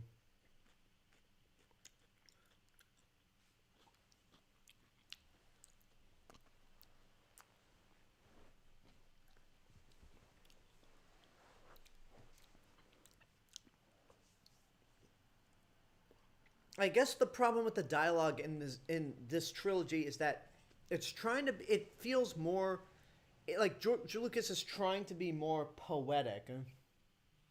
Okay, I don't know what number that is. My phone's ringing, but it's an unknown number. So if it's important, they'll leave a voicemail, or if it's someone I know. But I feel like the dialogue is just trying too hard to sound poetic, when it doesn't feel as natural as the dialogue in the original trilogy.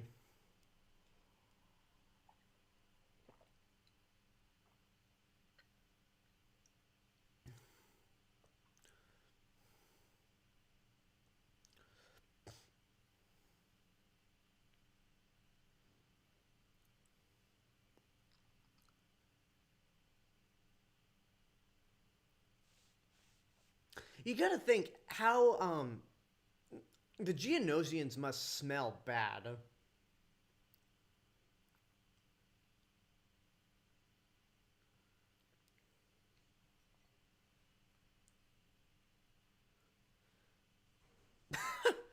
That might, if Carrie Fisher actually did do some uncredited script doctoring in this movie, that could have been one of hers.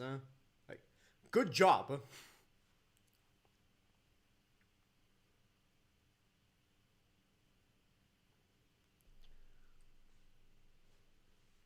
Okay, there's supposed to be a piece of music that plays during this part, and I wish they'd left it in.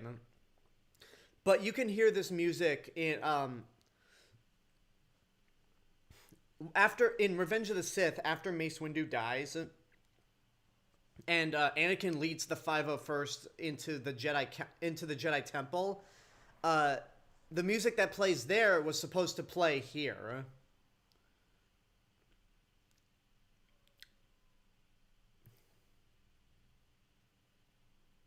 Oh, there's the line. So yeah, I wish they'd kept that the piece of music that was composed for this segment in the movie.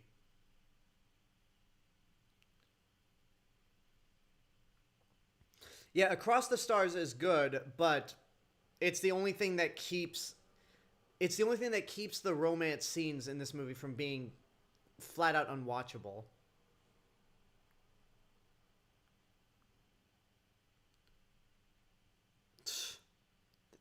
The puns that this movie has. Okay, I never noticed this, but is the Ackley supposed to have 3 eyes? Like, is there an eye in the center on its forehead? And why does the Reek have a nose ring?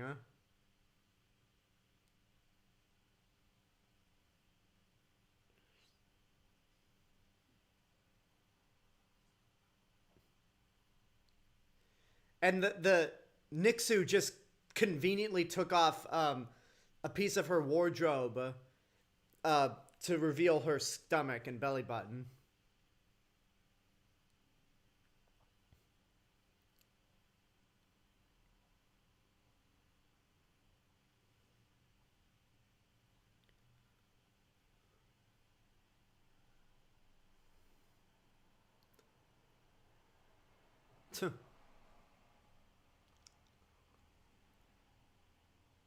Ugh, shut up, Gunray.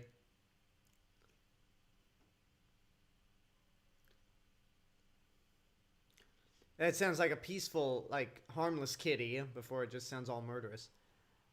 Okay, I guess that is a third eye. I can't tell if that's supposed to be a nostril or a third eye on that Ackley. What? I'm still very confused by the nose ring on the Reek.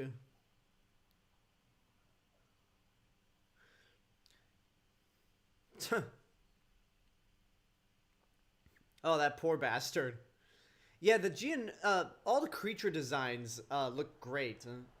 Although that Reek looks like something that came out of Disney's Dinosaur from 2000. Like, it looks like Aladar, the main character from that movie.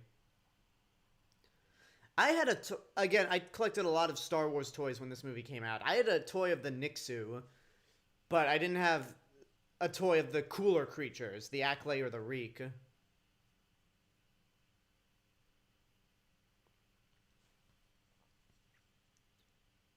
Destroyed pelvis. Like her... Whatever, I'm not gonna complain too much. Yeah, run, Obi-Wan.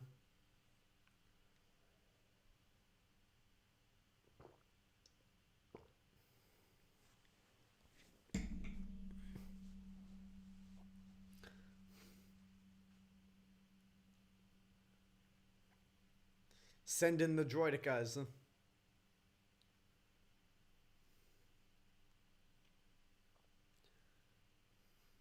That for some reason the droidicas do not bring up their deflector shields in this movie.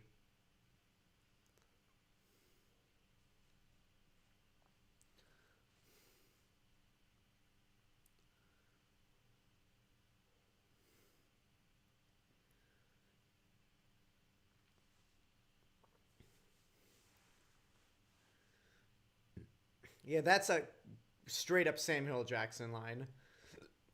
Shakti and Luminara, Kit Fisto, Ki-Adi-Mundi was back there. There's that Parasaurolophus Jedi. I gotta say, like, as an 11-year-old kid, seeing all those lightsabers ignite at once, it was just like, holy shit. Like this, we're just going to see hundreds of Jedi just be badasses. But then watching this as, rewatching this movie as an adult, you're like, oh, this actually takes away the magic of the lightsaber. Like, because lightsabers are so overused in these last two movies, they're just no longer special.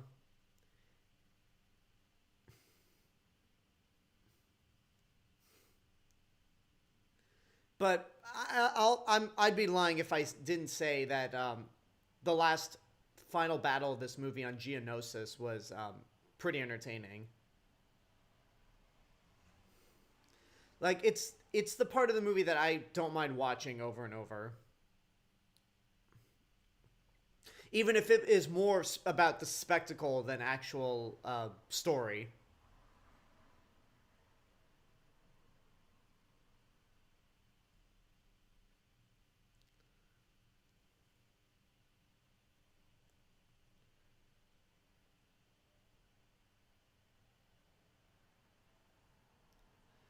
Maybe this is another nitpick, but I never liked the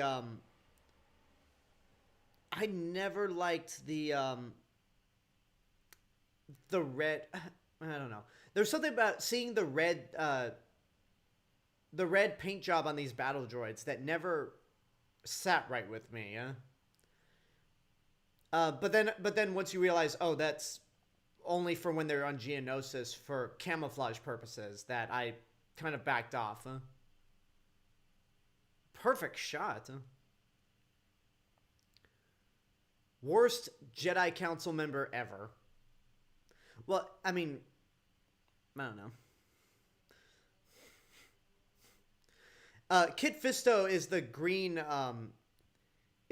guy with the dreadlocks that kind of look like tentacles. You could have, Jango, you could have shot Mace Windu rather than trying to jump for the lightsaber.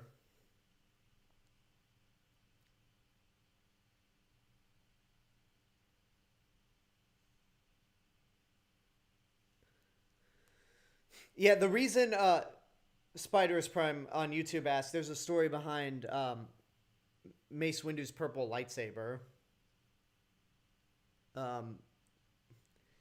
Decapitation, as Jack Black would say.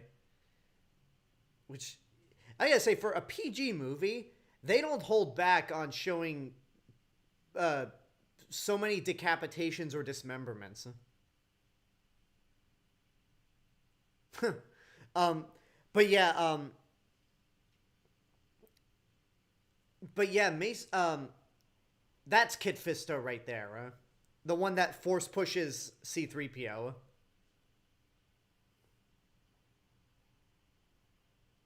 He's so proud of himself. But yeah, the reason Mace Windu has a purple lightsaber, is so, Samuel Jackson could be distinctive from the rest of the crowd.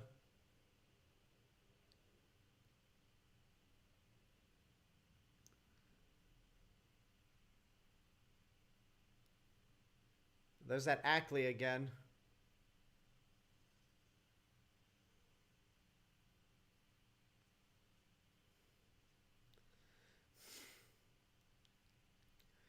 Okay, Obi-Wan, you did not... That is animal cruelty right there, man. You did not need to do that.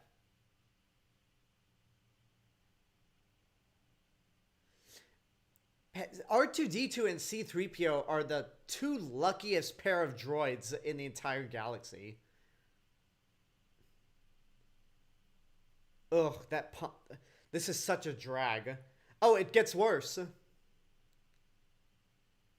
I'm quite beside myself. Like, come on, guy. Come on, George. Or maybe it wasn't George Lucas. Maybe it was the other... maybe it was the co-writer on this movie. Because unlike Phantom Menace and Revenge of the Sith, there was another credited writer for this movie. But yeah, some people flipped. I think some people flipped out in a negative way when they heard about um that Mace Windu had a purple lightsaber. Like some thought it was cool. I thought it was cool, but others, I assume some others were like, no, like Jedi lightsabers can only be in blue or green. I'm like, why not? Like, the green lightsaber wasn't introduced until Return of the Jedi, and there was orange and yellow lightsaber colors. Anyway, Riot Guy 2015 on YouTube asks, what color lightsaber would you have? I would go... I'm just going to be basic and go for blue. Like, blue's my favorite color, but I also feel like the blue lightsaber just... It's very symbolic in terms of, like, maintaining peace.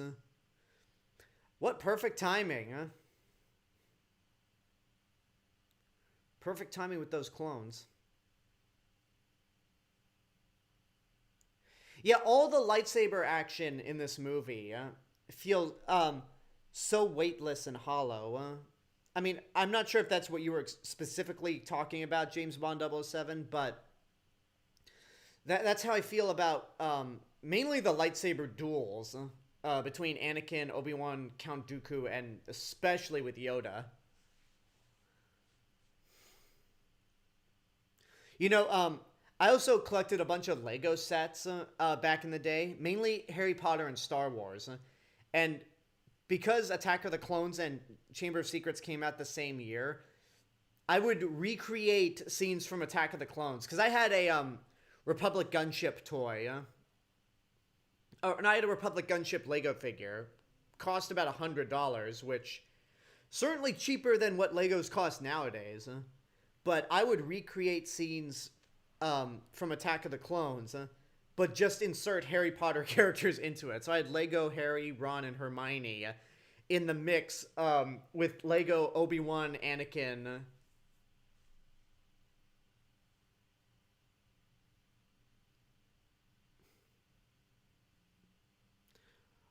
Where are those blasters coming from? Like, are there turrets up in one of the mountains in the sky?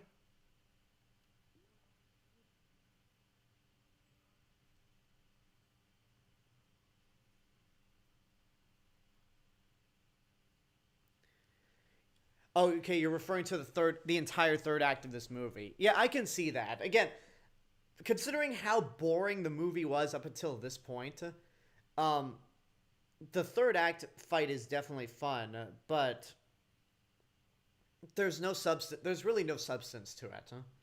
Hello Greedo summed up the action in this movie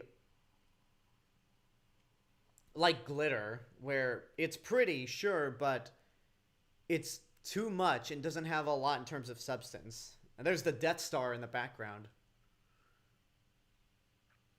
Oh, those clones in Jedi bit the dust.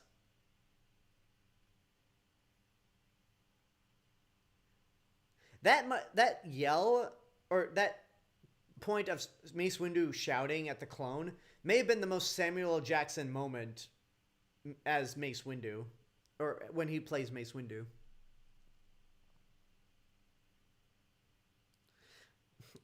I like how the gunship was taking off before Yoda could even complete his sentence. Like, did they know what he was gonna say?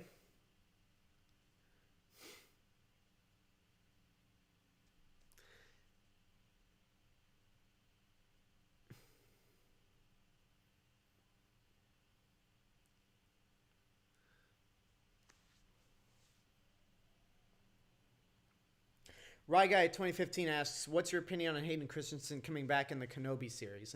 I've said this earlier, but for those of you who just happen to be joining the stream recently, I'm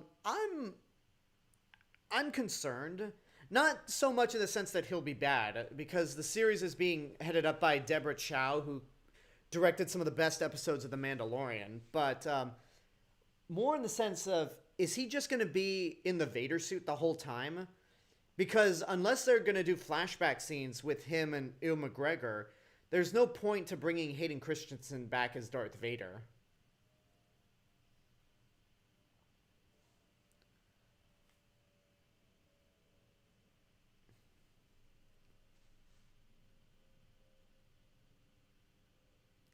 Okay, that guy didn't have a thick Asian accent like Viceroy Gunray did.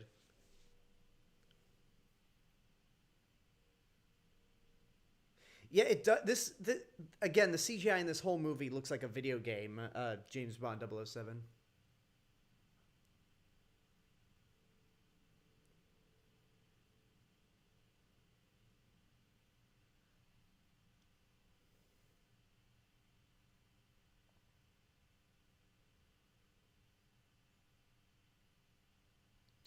There's the Death Star. Weird that the Death Star was a Geonosian design, huh? Or was it a Geonosian design? No, it must have not been. Huh?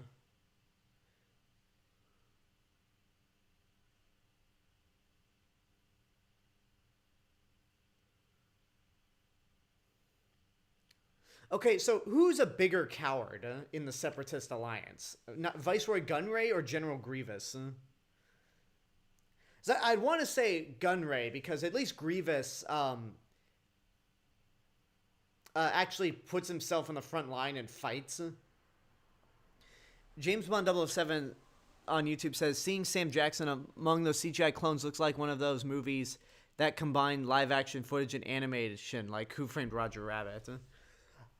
Yeah, I'm not going to argue with that. Like, the CGI in this movie does not hold up. Especially considering that this came out the same year as The Two Towers. Oh, there's the I forget what they're actually called in Star Wars, but those are the Maser tanks from Godzilla, or from War of the Gargantuas, more specifically. Brace for impact. It's like, yay, we brought that down, and all this debris is gonna whoosh over us.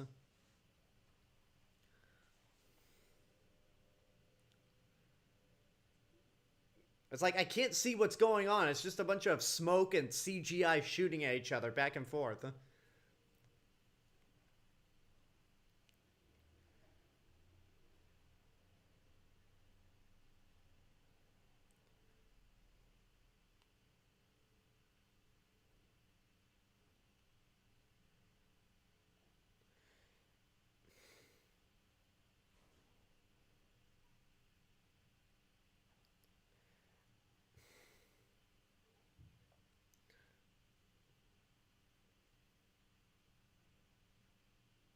Um,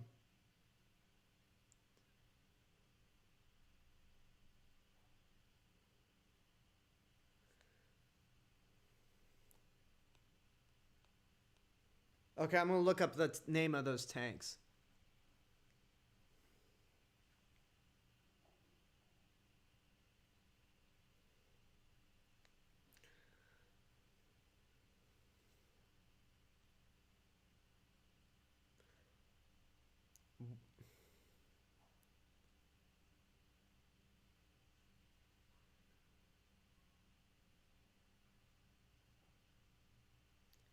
You know, it's um watching the Clone War, watching rewatching this movie after the Clone Wars.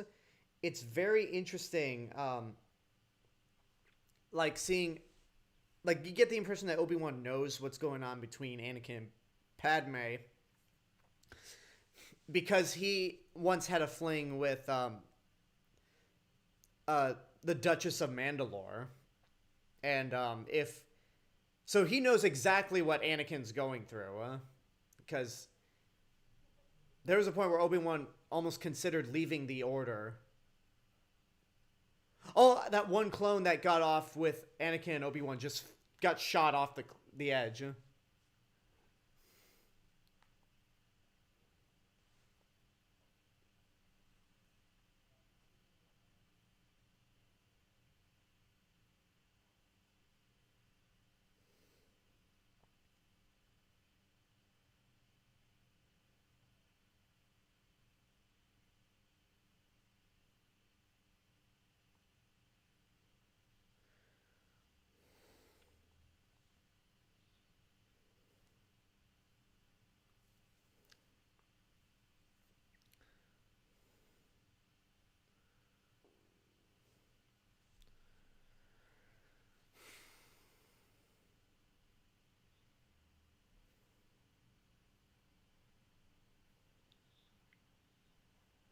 Yeah, this lightsaber duel is just, this does nothing for me.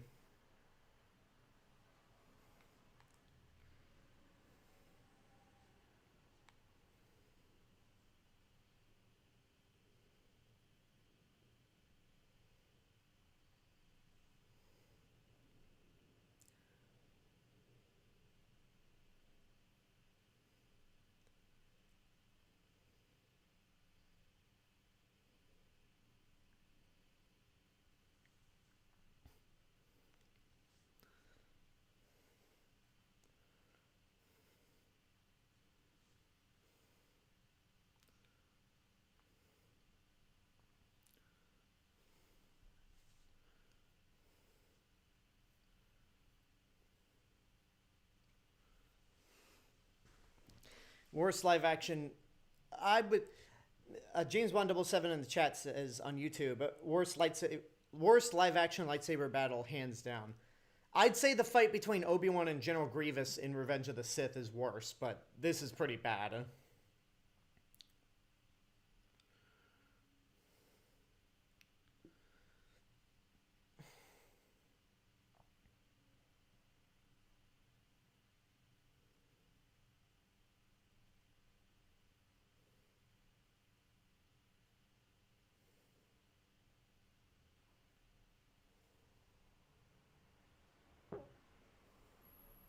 Yeah, especially that close up right there, where it's just like them swinging the lightsabers in front of their faces.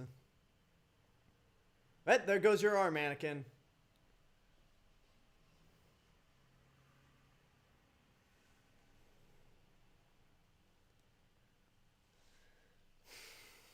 I remember this part. Again, as an 11-year-old kid, this part was pretty cool. Huh? But as an adult, this just does not work well.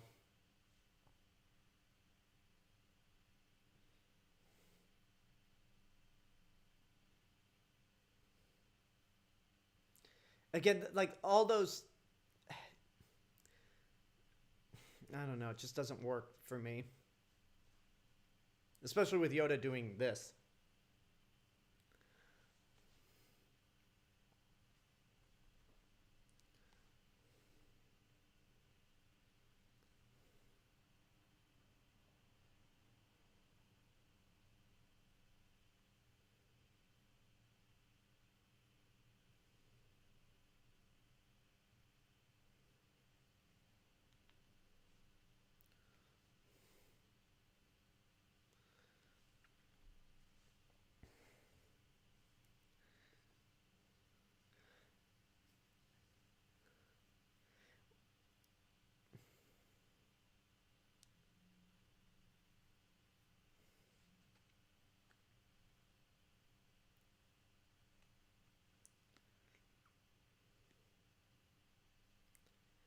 Again, 11-year-old me was like, oh shit, here we go. Yoda's finally gonna fight with a lightsaber.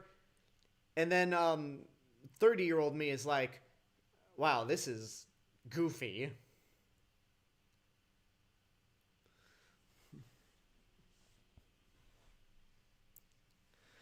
I don't get why some people love this scene. I mean, the fight between Yoda and Sidious, I get, because it's literally the two most powerful Jedi and the most powerful Jedi and the most powerful Sith fighting each other.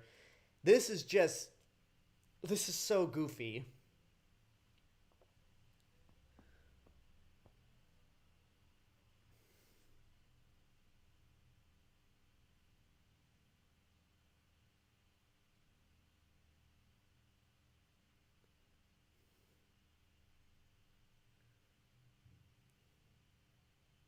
Oh, you're right. That is supposed to be Yoda's theme, James Bond 007. For some reason, I never put that together, that was a more action-packed, a more action and adrenaline-filled version of Yoda's theme. Can't believe I never put that together until now.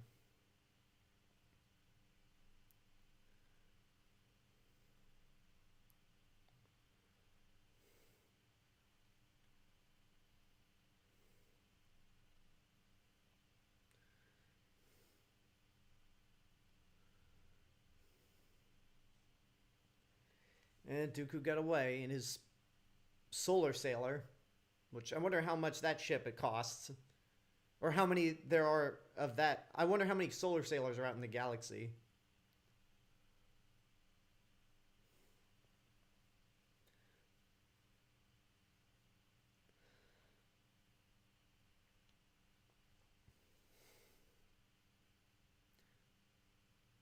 Oh, yeah, I'm fine. No reason to be worried about me. I just lost my arm, but whatever. We're all good.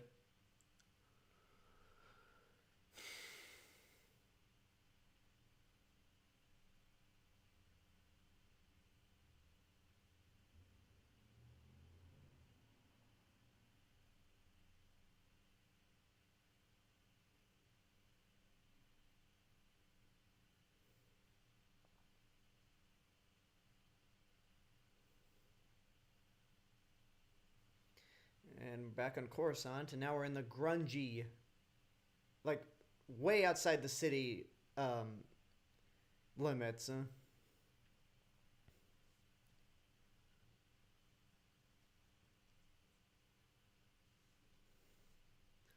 Interesting that Palpatine and Maul had no problem meeting within the city of Coruscant, but now when it comes to, well, I guess because people would recognize Count Dooku in the city of Coruscant, so it makes sense that Sidious would meet him out here.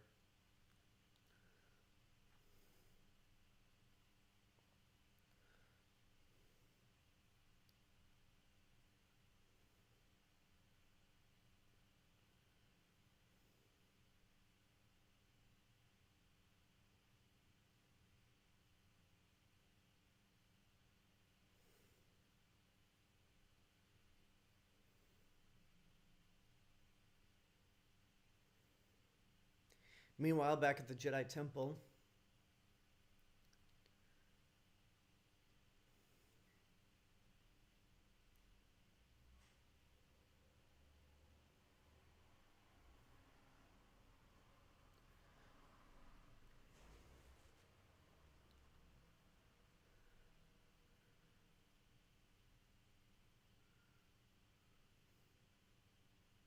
where did all the other seats in the council chamber go? Like, why is it only Yoda's seat?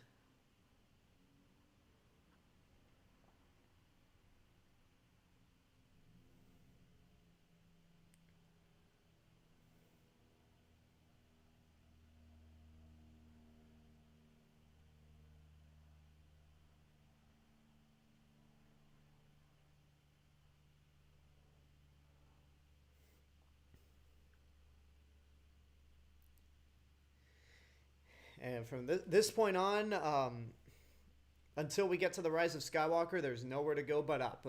Between the actual Clone Wars series and the rest of the movies. Yeah, there's just something. There's something ominous about this, where it's just like, yeah, this really is the beginning of the end of the Republic. Like, Palpatine is so proud of himself.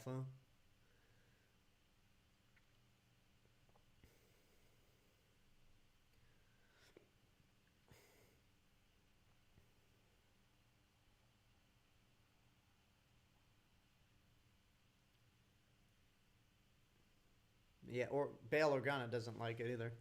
Ryguy 25, Ryguy 2015 says, I'd like to have seen Darth Maul as the main villain throughout the prequels, not having a villain for each movie. Same here. I mean, that's another thing that the sequel trilogy does better, is that at least it has the same villain. Well, at least until they throw that away with making Palpatine the main villain in Rise of Skywalker. But if they had gone with Colin Trevorrow's Duel of the Fates, then Kylo Ren would have been the main villain from beginning to end.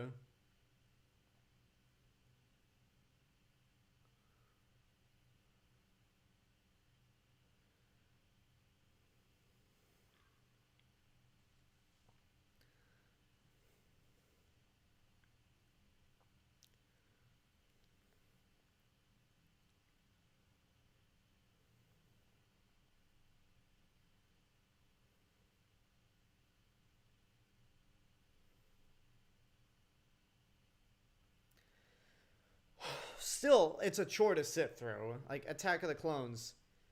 Jonathan Hales is the co-writer of this movie. This movie just... Ugh. This movie is just so... It's so dull, so uninteresting, so bad. It's a chore to sit through. But again, like I said, thankfully, until we get to The Rise of Skywalker, there's nowhere to go but up. So we're not going to do a Twitch raid tonight. I actually have to take off right now.